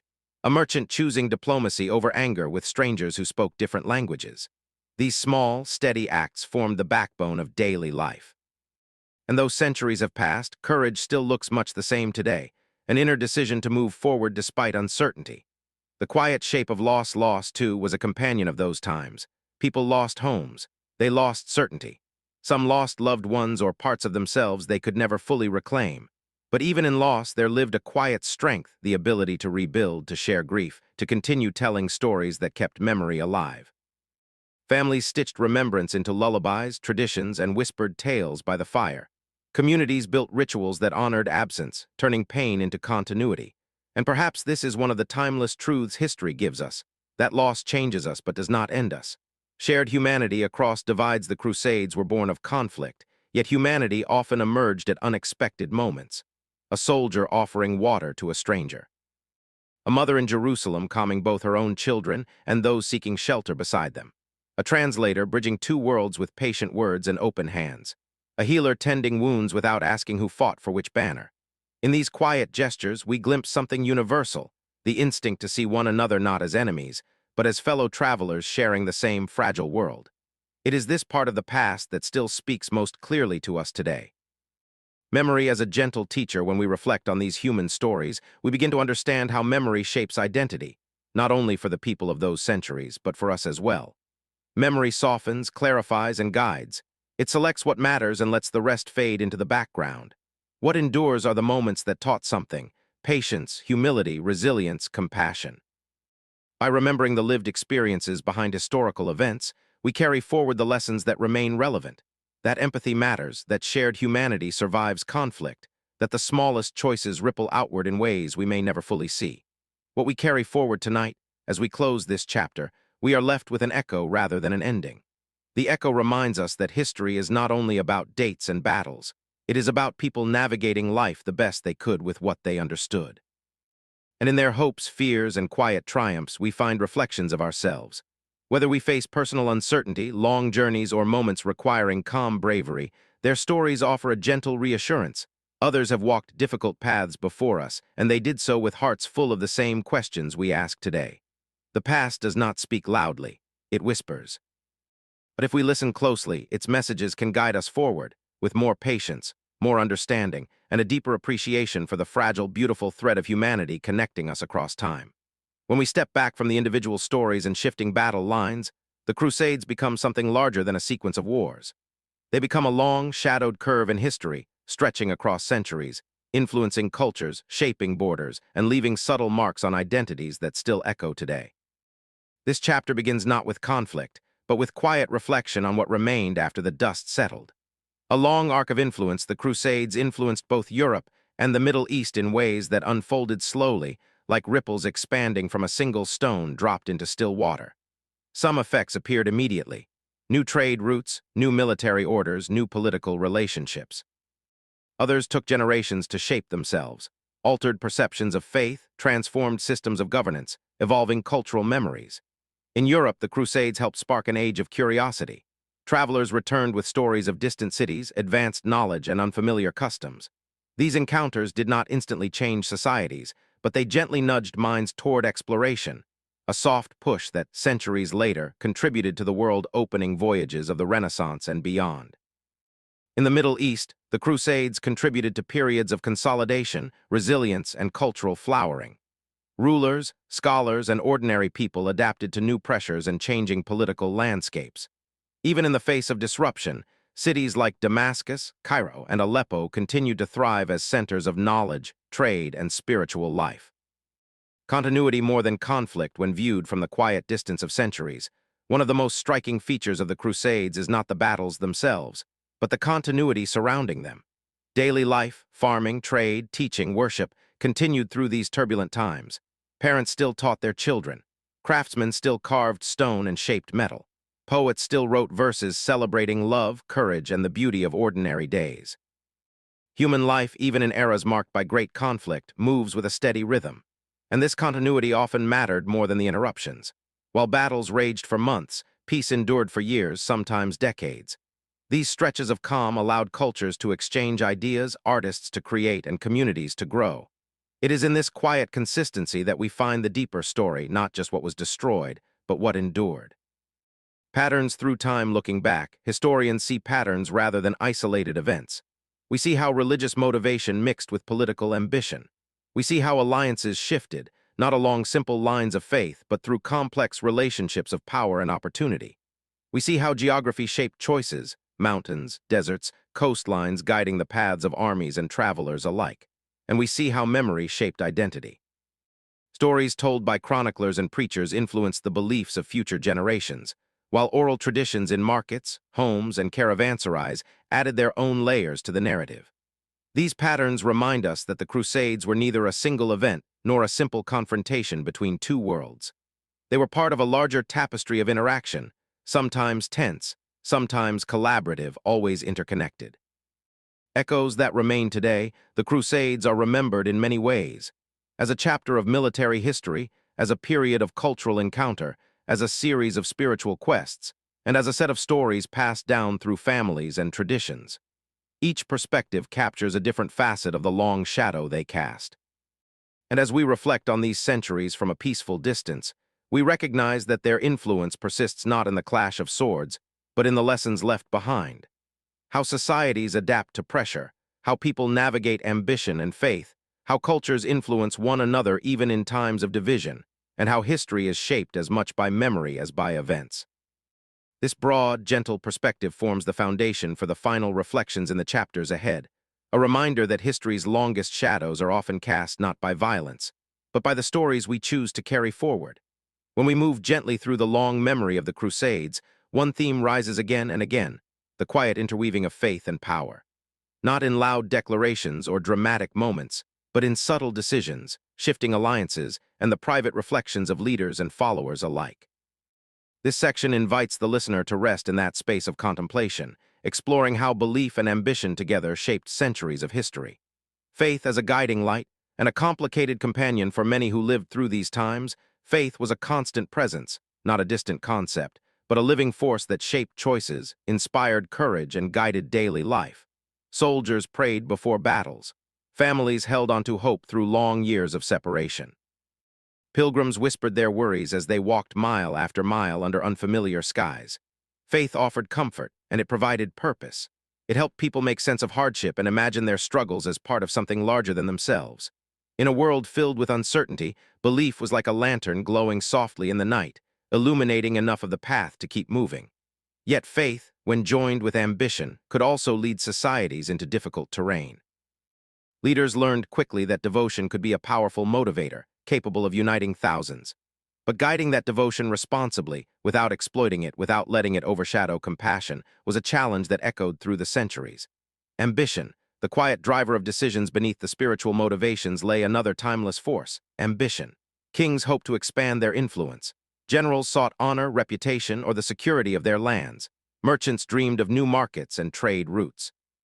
Even religious leaders, however devoted, navigated politics shaped by human desires. Ambition itself is not a negative thing. As the Crusades receded into memory, their influence lingered quietly in the fabric of human achievement. It was not only in the stories of battles or the shifting borders of kingdoms, but in the enduring legacies left behind in culture, thought, and daily life. This section allows the listener to drift gently through the subtle ways knowledge and creativity traveled across lands and generations. Architecture and urban life, the stone and mortar of the period carried whispers of distant ideas. Castles, fortifications, and churches rose along familiar hills and riverbanks, but their designs often reflected innovations seen far beyond Europe. Arches, domes, and decorative motifs traveled quietly with returning pilgrims, artisans, and builders. Every city wall, every courtyard bore traces of exchanged wisdom, blending styles to create structures both functional and beautiful. Urban life itself absorbed these changes. Markets displayed goods and techniques once unknown, and streets echoed with new patterns of commerce and craftsmanship. The cities became living museums, where people walked daily through tangible reminders of cultural dialogue, even if they did not name it as such. Literature and storytelling beyond stone and brick, ideas traveled on parchment and through the spoken word. Chroniclers carefully recorded journeys and encounters, not merely as records of conquest, but as reflections of human experience. Legends of knights, diplomats, and pilgrims seeped into songs, poems, and tales that would inspire generations. These narratives preserved moral lessons, observations of distant lands, and glimpses of diverse ways of life. Through storytelling, the human imagination kept history alive, weaving memory and reflection into the cultural consciousness. It was a gentle inheritance, quietly teaching empathy, bravery, and curiosity, long after swords were sheathed. Science, medicine, and learning equally subtle, the exchange of knowledge quietly reshaped understanding in medicine, astronomy, mathematics, and navigation. Scholars translated texts, copied manuscripts, and shared observations across continents. Hospitals benefited from practical lessons, while astronomy informed calendars and navigation. Ideas that began in faraway lands settled into new homes, merging with local wisdom to expand human comprehension. This intellectual legacy was rarely loud or immediate, but it endured. Each lesson, each technique, each carefully preserved manuscript became a gentle echo of a time when curiosity and observation traveled as steadily as armies had marched. The quiet power of influence by the time the Crusades had faded from memory, their physical battles were over, but the subtler effects persisted. Art, architecture, literature, and science all bore the fingerprints of cross-cultural engagement. It is a reminder that human achievement is often carried quietly, passing from one generation to the next, shaping the world not through force alone, but through thought, creativity, and exchange. Even today, when we walk through cities or read stories inspired by distant centuries, we trace the calm but enduring influence of those movements. History, in this way, is not just a record of events, but a living thread connecting our present to lessons learned long ago. Long after the banners were folded and the armies disbanded, the Crusades persisted, not only in history books, but in memory, story, and imagination. The events themselves became a canvas on which generations painted their interpretations, blending fact with legend, courage with morality, and triumph with tragedy. It is here in the quiet realm of memory that the Crusades truly found their lasting resonance. The making of legends, knights, pilgrims, and leaders who once walked dusty roads became figures larger than life. Stories of bravery, loyalty, and piety traveled from town to town, told around fires and in cathedral halls. These tales often emphasized ideals over reality. Heroic charges, miraculous rescues, and steadfast devotion became the focus, while the complexity of failure or compromise softened into the background. Memory began to shape identity as much as history itself, offering lessons and inspiration that endured through centuries. Bards and chroniclers preserved these narratives with care, shaping a shared cultural heritage. They wrote not only for the immediate audience, but for those who would come long after, transmitting the emotional and spiritual essence of the events. As listeners absorbed these stories, they found themselves connected to distant times, places, and people, living vicariously through courage, hope, and faith. Myth and meaning over time, history and imagination intertwined. The Crusades became a fertile ground for myth-making, where moral truths and societal ideals were projected onto historical figures. Legends carried warnings about hubris, inspiration about devotion, and reflections on human ambition. Through myth, the past was not static. It remained alive, constantly interpreted and softly guiding understanding of courage, leadership, and consequence. These stories shaped collective memory across cultures. Even centuries later, the Crusades appear in literature, art, and music, reminders of how human experience can be distilled into narrative form. Listeners may recognize echoes in modern storytelling.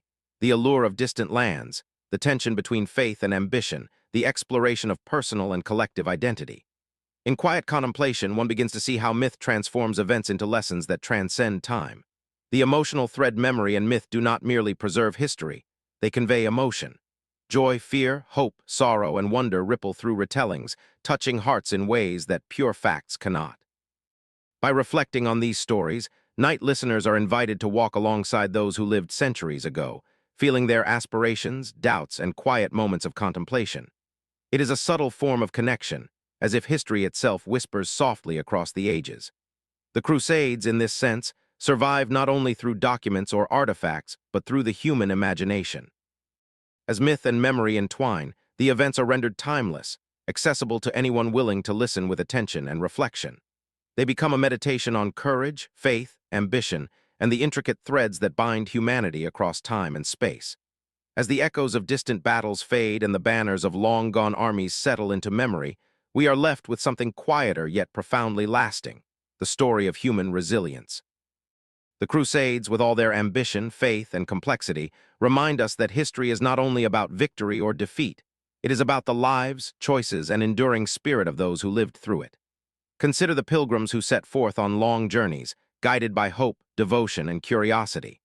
Their footsteps traced roads that have since vanished beneath centuries of growth, yet their courage whispers across time. Knights and nobles whose names once shimmered on banners now live in tales that convey ideals more than outcomes. And the ordinary people, the families, the artisans, the women, whose quiet perseverance shaped everyday life, reveal that history's pulse is often found in small, steady acts rather than grand gestures. Faith carried them forward, sometimes fragile, sometimes resolute.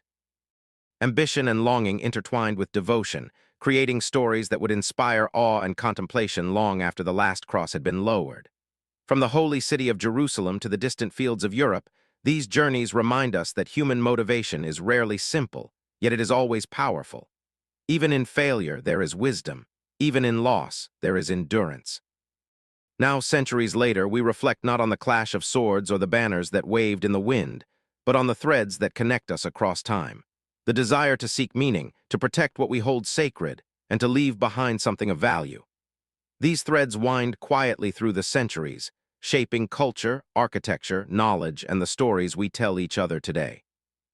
They are reminders that while history moves in vast currents, it is felt in subtle moments, through the echo of a prayer, the turning of a page, or the soft recollection of courage long past.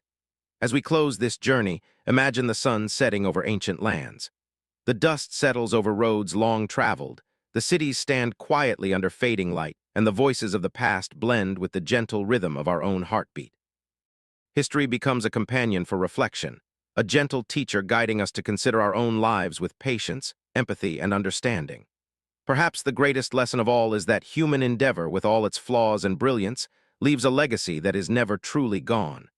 The past endures in stories, in memory, and in the quiet spaces where we contemplate our own paths.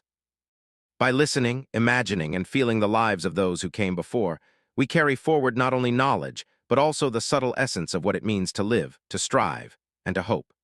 And as your eyelids grow heavy and the world of long ago pilgrims and warriors drifts softly into dreams, take with you the stillness, the reflection, and the understanding that history is not merely a record of events. It is a meditation, a mirror, and a gentle reminder that the human spirit persists, ever resilient, ever curious, and ever connected across the passage of time. Let the stories settle around you, like a soft blanket of memory and thought, guiding you into calm slumber. The journeys, the faith, the ambition, the lessons, they are yours now to hold quietly as you drift into a peaceful, restorative sleep.